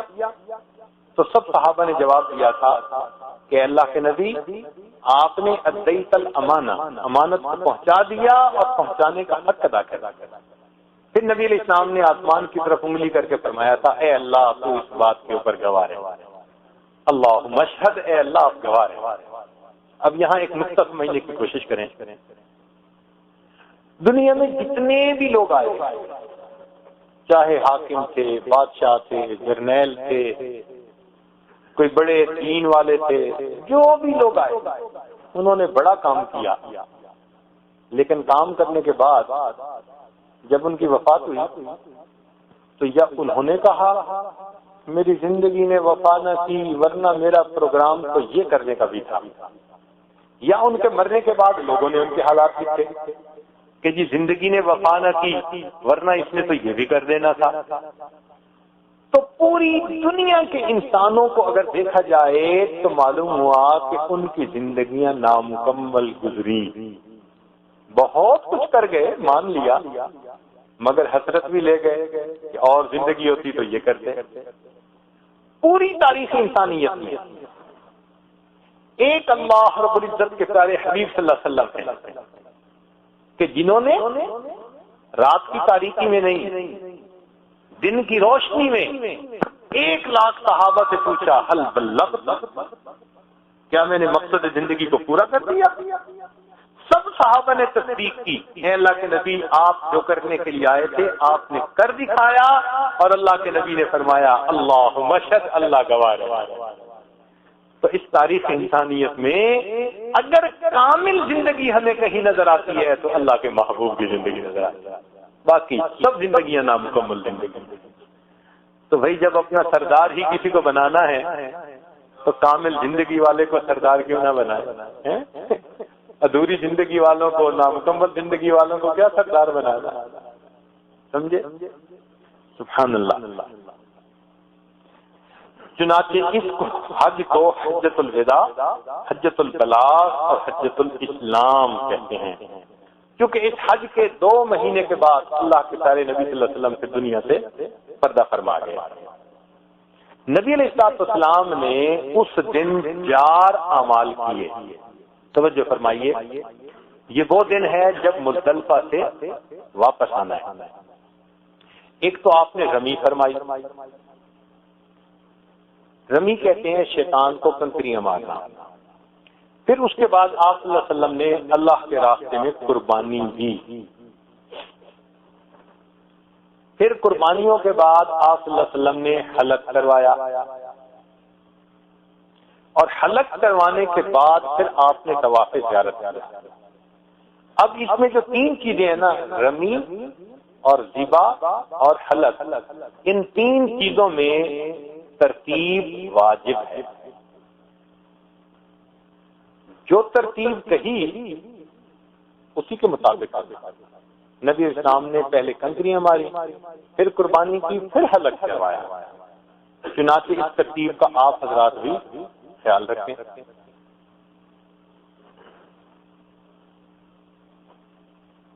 اللہ تعالیٰ قرآن مجید میں فرماتے ہیں وَلَا تَحْلِقُوا رُؤُوسَكُمْ حَتَّى يَبْلُغَ الْهَدْيُ مَحِلَّهُ، کہ جب تک تمہاری قربانی کا جانور قربان نہ ہو جائے تم اپنا حلق مت کرواؤ۔ یہ قرآن کی آیت ہے۔ تو اس سے پھر ترتیب سامنے آ گئی کہ قربانی کے بعد حلق کروانا ہے، پہلے نہیں کروانا۔ صاف واضح قرآن کی آیت ہے۔ خیر نبی علیہ السلام نے مینا میں صحابہ کے ٹھہرنے کی منازل خود متعین کر دی تھی۔ قبلہ کی دائیں طرف آپ نے مہاجرین کو ٹھہرایا، بائیں طرف انصار کو ٹھہرایا، پھر جو لوگ باقی تھے ان کو ٹھہرایا۔ قربانی آپ نے جو پہلا جمرہ تھا اس کے قریب کی، یعنی مسجد خیف جو ہے نا اس سے آگے، اور پہلا جمرہ سے تھوڑا پہلے جو درمیان کی جگہ ہے وہاں پر نبی علیہ السلام نے قربانیاں فرمائیں، اور آپ صلی اللہ علیہ وسلم نے 63 اونٹ خود ذبح فرمائے، باقی حضرت علی عنہ نے فرمائے۔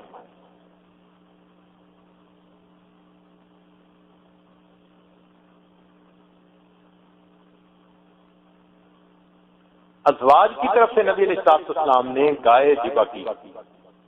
نبی علیہ السلام نے جب قربانی فرمائی تو فرمایا کہ تم اس کا گوشت پکواؤ۔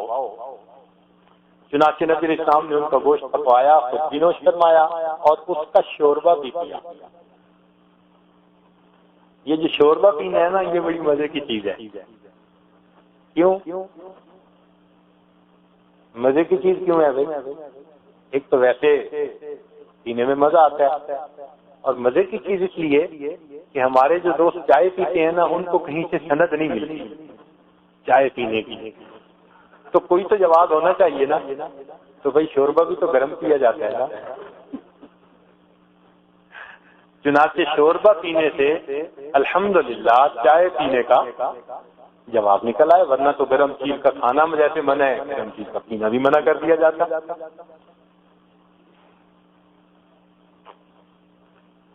نبی علیہ السلام کے ایک صحابی تھے معمر بن عبداللہ ادوی، انہوں نے نبی علیہ السلام کے بالوں کا حلق کیا، یعنی انہوں نے اس طرح سے بالوں کو صاف کیا۔ اور ابو طلحہ رضی اللہ عنہ ایک صحابی تھے، ان کے ذمے نبی علیہ السلام نے لگایا کہ ان بالوں کو صحابہ کے اندر تقسیم کر دیں، چنانچہ انہوں نے منہ مبارک تقسیم فرما دیے۔ یہ جو منہ مبارک کی تقسیم تھی یہ صحابہ کی تسلی کے لیے تھی، اس لیے کہ جب انسان دور ہوتا ہے اور اپنے محبوب کو دیکھ نہیں سکتا تو پھر محبوب کے آثار کو دیکھ کر تسلی پایا کرتا ہے۔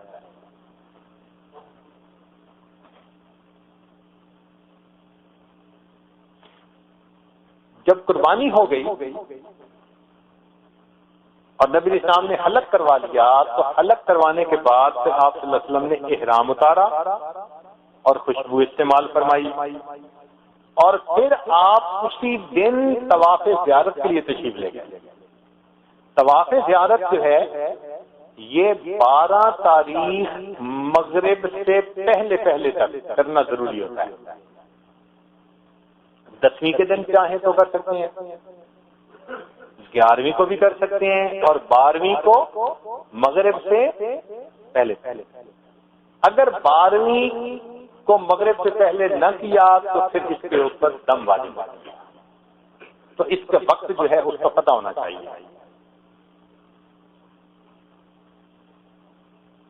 جب آپ نے طواف زیارت فرمایا، اچھا یہاں ایک مسئلہ اور بھی درمیان میں ابھی کھول دینا ضروری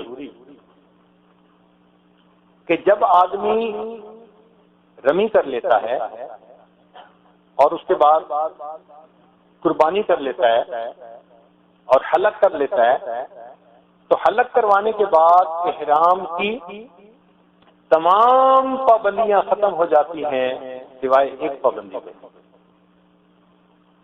احرام کی تمام پابندیاں ختم ہو جاتی ہیں سوائے ایک پابندی کے، اور وہ پابندی کیا کہ طواف زیارت سے پہلے میاں بیوی آپس میں مل نہیں۔ یہ مسئلہ بہت سمجھنے کی ضرورت ہے، ورنہ اکثر لوگ سمجھتے ہیں کہ جی اب تو احرام اتار کے ہم نے کپڑے پہن لیے، خوشبو لگا لی، پابندیاں ختم۔ نہیں، حج کے احرام کی باقی پابندیاں ختم، لیکن یہ ایسا ہی ہے کہ جیسے مجلس میں کوئی آئے تو پہلے اس کو چاہیے کہ بڑے سے ملے، بعد میں چھوٹوں کو سلام کرے۔ اللہ بھی یہی چاہتے ہیں، تم نے احرام کھولا، آؤ پہلے ہماری زیارت کرو، پھر بیوی کا نمبر بعد میں آئے گا۔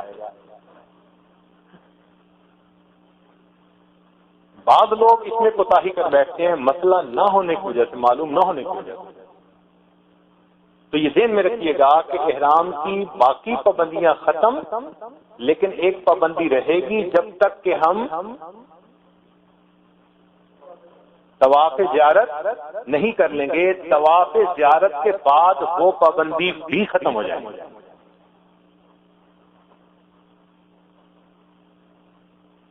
چنانچہ نبی علیہ السلام نے جب طواف زیارت فرمایا تو اس کے بعد آپ صلی اللہ علیہ وسلم زمزم پہ تشریف لائے، دیر زمزم، کنواں تھا زمزم کا۔ ایک بڑی مزے کی بات بتائیں یا بس کر دیں؟ کیوں جی؟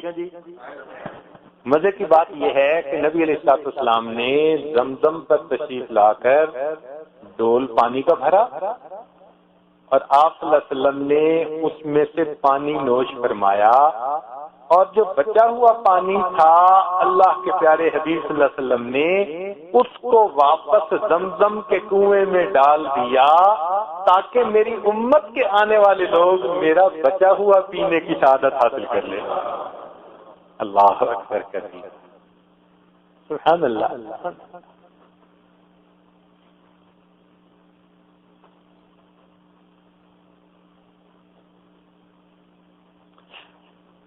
اب یہاں پر ایک مسئلہ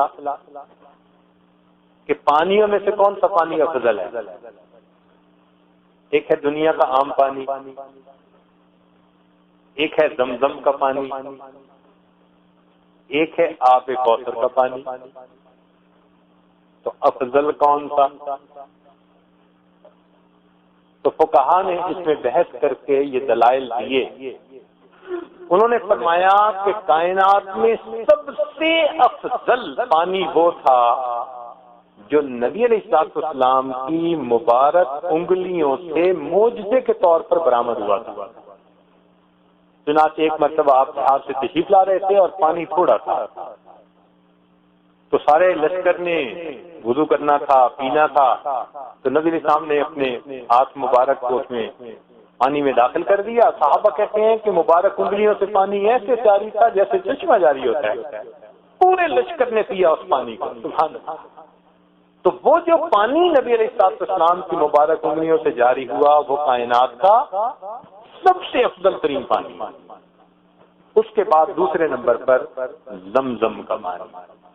اس لیے کہ اگر کوئی اور پانی افضل ہوتا تو شق صدر جب ہوا تھا تو نبی علیہ الصلوۃ والسلام کے سینے انور کو اس پانی سے دھویا جاتا. وہ تو زمزم سے دھویا گیا تھا. تو سب سے افضل وہ پانی جو معجزے کے طور پر نکلا, اور دوسرے نمبر پر زمزم, اور تیسرے نمبر پر آب کوثر کا نام آیا.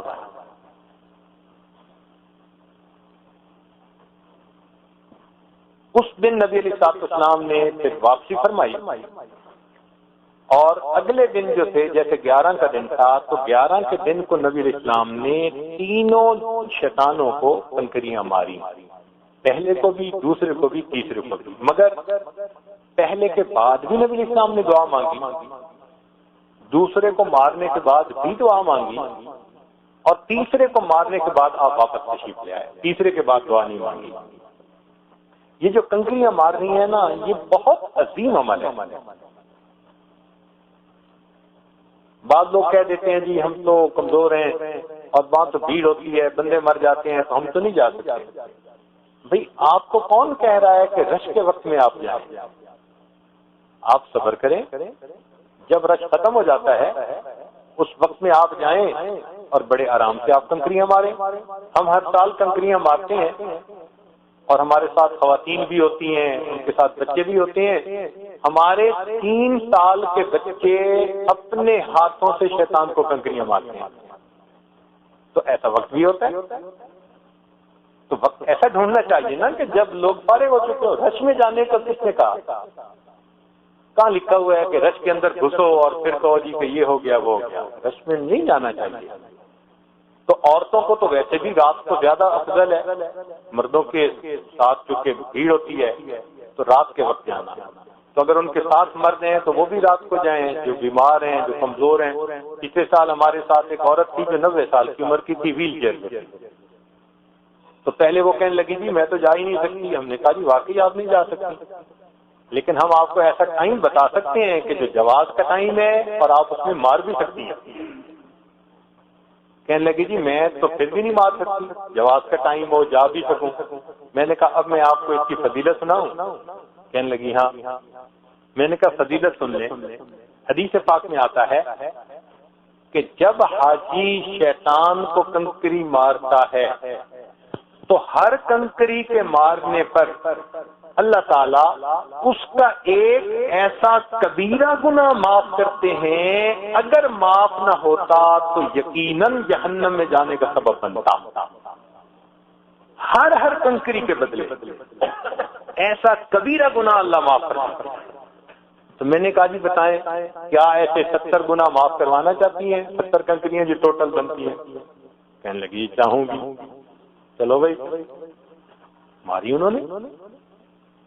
کوشش کرنی چاہیے کہ حکمت عملی سے ایسے وقت میں جائیں کہ تکلیف بھی نہ ہو اور عمل بھی مکمل ہو جائے. بات سمجھ گئے نا؟ ہاں جو بندہ کھڑا بھی نہیں ہو سکتا, لیٹا پڑا ہے, بیمار ہے, وہ تو پھر معذور ہے نا, اس کے لیے تو پھر وکیل بن سکتا ہے. ہم نے تو دیکھا کہ صحت مند نوجوان وہ بھی کہتے ہیں جی رش ہے کون مارے گا, چلو جی وکیل بنا دو. عورتیں کہتی ہیں جی ہم تو عورتیں ہیں وکیل بنا دو.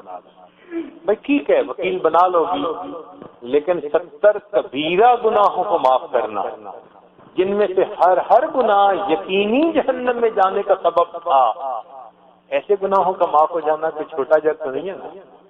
اس کے بالمقابل یہ 1-2 میل کا سفر تو کوئی مسئلہ ہی نہیں. آئے تو اسی لیے ہیں, اتنا خرچ کر کے کس لیے آئے؟ اگر آرام ہی کرنا تھا تو پھر گھر میں سب سے زیادہ بندے کو آرام ملتا ہے, نکلنا ہی نہیں چاہیے تھا. نکلے اسی لیے ہیں, اللہ سے معافیاں مانگے. تو بہرحال اس میں حکمت عملی سے کوشش کرنی چاہیے کہ یہ سعادت بندے کو نصیب ہو جائے.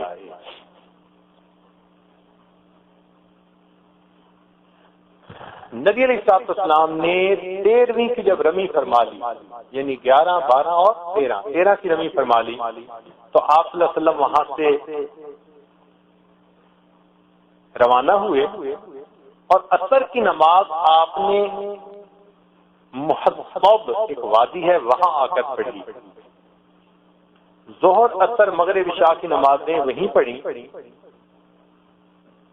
یہ ایک عزیزیہ کے قریب ہی ایک جگہ ہے. نبی اسلام یہاں تشریف لائے تھے تو ایک قبیلہ تھا, انہوں نے نبی اسلام کو دودھ پلایا. تو الحمدللہ آج تک ان قبیلے میں یہ عادت جاری ہے کہ جو حاجی 13 کو نماز پڑھ کے لوٹتے ہیں, ان کے مسجد میں آ کے نماز پڑھتے ہیں نا عصر کی, تو وہ اس کو دودھ پلاتے ہیں. تو ایک موقع پہ ہمارا بھی دور لگ گیا تھا, ہم نے بھی دودھ پیا ہوا ہے, لیکن کئی نوجوان آج دودھ پینے کے لیے جاتے ہیں, ان کو مسجد ہی نہیں ملتی. تو بھائی اتنی تکلیف اٹھانے کی کیا ضرورت ہے, دودھ ہم آپ کو یہیں پلا دیں گے. سبحان اللہ. نبی علیہ السلام کو جس قبیلے نے دودھ پلایا ان کے لیے ایک شرط تھا نا, ایک سعادت تھی. وہ سعادت کو دیکھو 1400 سال سے نبھا رہے ہیں وہ سعادت. اللہ اکبر کبیرہ. چنانچہ نبی علیہ السلام 13 کو آپ صلی اللہ علیہ وسلم رات کا جب وقت تھا تو آپ مکہ مکرمہ تشریف لائے اور آپ نے آ کر طواف وداع فرمایا. طواف وداع یعنی الوداعی طواف وہ آپ نے کیا. اس وقت صفیہ رضی اللہ تعالیٰ عنہا جو نبی علیہ السلام کی زوجہ محترمہ تھی, ان کو ایام آ گئے اپنے ماہانہ. تو نبی علیہ السلام نے بتا دیا کہ تمہارے اوپر اب طواف وداع لازم نہیں. ویسے تو یہ واجب ہے, لیکن اگر عذر ایسا ہو کہ جو خدا کی طرف سے ہے, ماہانہ ایام کا آنا, تو پھر طواف وداع کا وجوب ختم ہو جاتا ہے. لیکن جو طواف زیارت ہے وہ کرنا ہوتا ہے, یہ ذہن میں رکھنا. اچھا, لوگ کیا کرتے ہیں کہ حج کا پروگرام اس طرح سے بناتے ہیں, جی ہم جی 13ویں کو بستنکریاں مار کے مکہ آئیں گے اور طواف کر کے وہیں سے چلا جائیں گے. عورتوں کے ساتھ جنہوں نے سفر کرنا ہو ان کے لیے بہتر ہے کہ حج کے بعد کچھ نہ کچھ مکہ میں قیام کا وقت لے کر آئیں. اس لیے کہ عورت کو اگر عرفات کے دن ایام شروع ہو گئے تو وہ تو طواف زیارت نہیں کر سکتی, اور طواف زیارت رکن ہے, یہ بغیر حج مکمل نہیں ہوتی. اب کیا کریں گے, مسئلہ بنے گا نا اس کے لیے. تو اس لیے عورتوں کے ساتھ حج پہ آتے ہوئے حج کے بعد کچھ وقت لازمی ہونا چاہیے, تاکہ اگر رکنا پڑے تو عشرہ رک کر اس عورت کے لیے پھر طواف زیارت 12 کے دن مغرب تک پابندی نہیں ہے. جب وہ پاک ہوگی اگر اس وقت وہ طواف کر لے گی تو اس کا طواف زیارت ادا ہو جائے گا.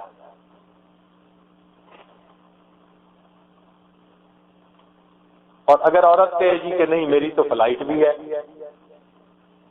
اور دوسری طرف رکن پورا کرنا بھی ضروری کہ رکن پورا نہ کرو تو حج مکمل نہیں, تو پھر فقہاء نے لکھا ٹھیک ہے پھر تم طواف تو کرو, مگر طواف کے ساتھ 7 قربانی کے جانور ہر طواف کے بدلے.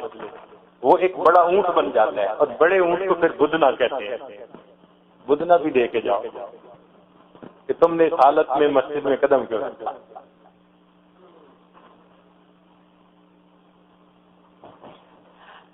اب جب حج ادا ہو گیا, نبی علیہ السلام واپس تشریف لائے, تو اس وقت عائشہ صدیقہ رضی اللہ تعالیٰ عنہا وہ پاک ہو چکی تھی. انہوں نے خواہش ظاہر کی, اے اللہ کے نبی صلی اللہ علیہ وسلم, تو میں نے تو عمرہ پہلے کرنا تھا, وہ کر نہیں سکی کہ ایام آ گئے, آپ نے عمرہ کر لیا, تو مجھے اجازت ہو تو میں ابھی عمرہ کر لوں. نبی السلام نے فرمایا ہاں, تم اپنے بھائی عبد الرحمن رضی اللہ تعالیٰ عنہ بن ابو بکر ان کے ساتھ جاؤ اور جا کے عمرہ کر آؤ, اور ہم تمہارا انتظار کریں گے. تو نبی علیہ السلام نے خود ان کو وہیں سے بھیجا. جس جگہ سے انہوں نے احرام عمرے کا باندھا اس جگہ کا نام آج مسجد عائشہ ہے. اب کچھ لوگ کنفیوز کر دیتے ہیں, کہتے ہیں جی عمرے کا احرام مسجد عائشہ سے نہیں باندھنا, دور سے باندھ کے آؤ. اللہ کے بندو, اللہ کے حبیب صلی اللہ علیہ وسلم جب حکم فرما رہے ہیں کہ یہاں سے عمرے کا احرام باندھو, کہتے ہیں جی وہ ان کے لیے خاص تھا. بھائی تمہیں بتا دیا تھا کسی نے کہ ان کے لیے خاص تھا, یہ کیا دلیل ہوئی تھی ان کے لیے خاص تھا؟ پھر اس پر ہماری دلیل دیکھو کتنی پکی کہ عائشہ رضی اللہ عنہا نے وہاں سے عمرہ کیا. پھر اس کے بعد عبداللہ ابن زبیر رضی اللہ تعالیٰ عنہ نے بیت اللہ شریف کو اپنی زندگی میں جب وہ مکہ کے حاکم سے بنوایا تھا، جب انہوں نے مکہ میں تعمیر مکمل کی تو عبداللہ ابن زبیر رضی اللہ تعالیٰ عنہ نے مکہ میں اعلان کروایا کہ اے اہل مکہ، ہمیں اللہ نے توفیق دی بیت اللہ کو پھر اس وقت جو ہے رینوویٹ کرنے کی، بنانے کی، شکرانے کے لیے تم سب کے سب جو ہے وہ عمرہ کرو. جتنے صحابہ تھے مکہ میں سب کے سب مسجد عائشہ گئے اور وہیں سے احرام باندھ کے سب نے عمرہ کیا. صحابہ کا اجماع ہے اس کے اوپر، الحمدللہ ثم الحمدللہ. اس لیے جو لوگ کنفیوز کر دیتے ہیں مسجد عائشہ سے جی عمرے کا احرام نہیں باندھنا چاہیے، وہ اپنی مرضی چلانے کی کوشش کرتے ہیں خدا کے بندے. خیر، سیدہ عائشہ صدیقہ رضی اللہ تعالیٰ عنہا انہوں نے عمرہ کیا. نبی علیہ السلام نے اس طواف وداع کے بعد ملتزم سے لکھتے بھی صحیح، دعا بھی مانگی اور بیت اللہ شریف کا خلاف پکڑ کر بھی آپ جو ہے نا وہ دعا مانگی، اور بیت اللہ کی دہلیز دروازے کی جو چوکھٹ تھی اس کو بوسہ بھی دیا. یہ اعمال نبی علیہ السلام سے ثابت ہے. پھر نبی علیہ السلام نے جب واپسی کرنی تھی تو اسفل مکہ یعنی مسفلہ کا جو علاقہ ہے نا ادھر سے آپ صلی اللہ علیہ وسلم واپس تشریف لے گئے. تو ایک سمت سے آپ آئے تھے اور دوسری سمت سے رخصت ہوئے تاکہ پورے شہر میں وہ جو آنے کی برکات تھیں وہ داخل آ جائیں، پورے شہر کو یہ سعادت نصیب ہو جائے کہ اللہ کے نبی صلی اللہ علیہ وسلم کے قدم یہاں لگے. پھر آپ صلی اللہ علیہ وسلم جب واپس تشریف لے گئے تو مقام روحہ پر ایک عورت نے بچے کے حج کا مسئلہ پوچھا کہ اللہ کے نبی صلی اللہ علیہ وسلم کیا بچہ حج کر سکتا ہے؟ تو نبی اسلام نے فرمایا کہ ہاں حج کر سکتا ہے، مگر بچے کے حج کا ثواب اس کی ماں اور اس کے باپ کو ملے گا. پھر آپ صلی اللہ علیہ وسلم نے ذوالحلیفہ میں رات گزاری، واپسی پر بھی، اور اگلے دن آپ مکہ مدینہ طیبہ میں داخل ہوئے. اور جب احد پر نظر پڑی تو اس موقع پر نبی اسلام نے فرمایا تھا احد جبل یحبنا ونحبہ، احد پہاڑ ہے یہ ہم سے محبت کرتا ہے، ہم احد سے محبت کرتے ہیں. پھر نبی علیہ السلام نے مدینہ داخل ہوتے وقت دعا پڑھی آئبون الطائبون العابدون الساجدون لربنا حامدون. چنانچہ ایک عورت تھی جو مدینہ میں تھی اور وہ حج پہ نہیں جا سکی تھی، بہت دکھی تھی، پریشان حال تھی. اس نے پوچھا اللہ کے نبی میں تو فلاں مسجد جو ہے وہ ادھر کی وجہ سے آپ کے ساتھ حج پہ نہیں جا سکی.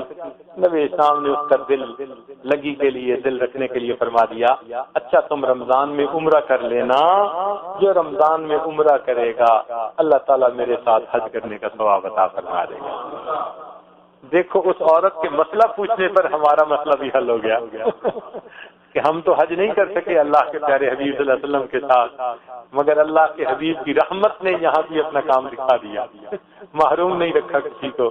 اللہ تعالیٰ ہمیں جیسے حج کے لیے اللہ نے توفیق عطا فرمائی ہے، دعا کرتے ہیں کہ اللہ تعالیٰ ہمیں رمضان میں عمرے کی بھی توفیق عطا فرمائے. وآخر دعوانا الحمدللہ.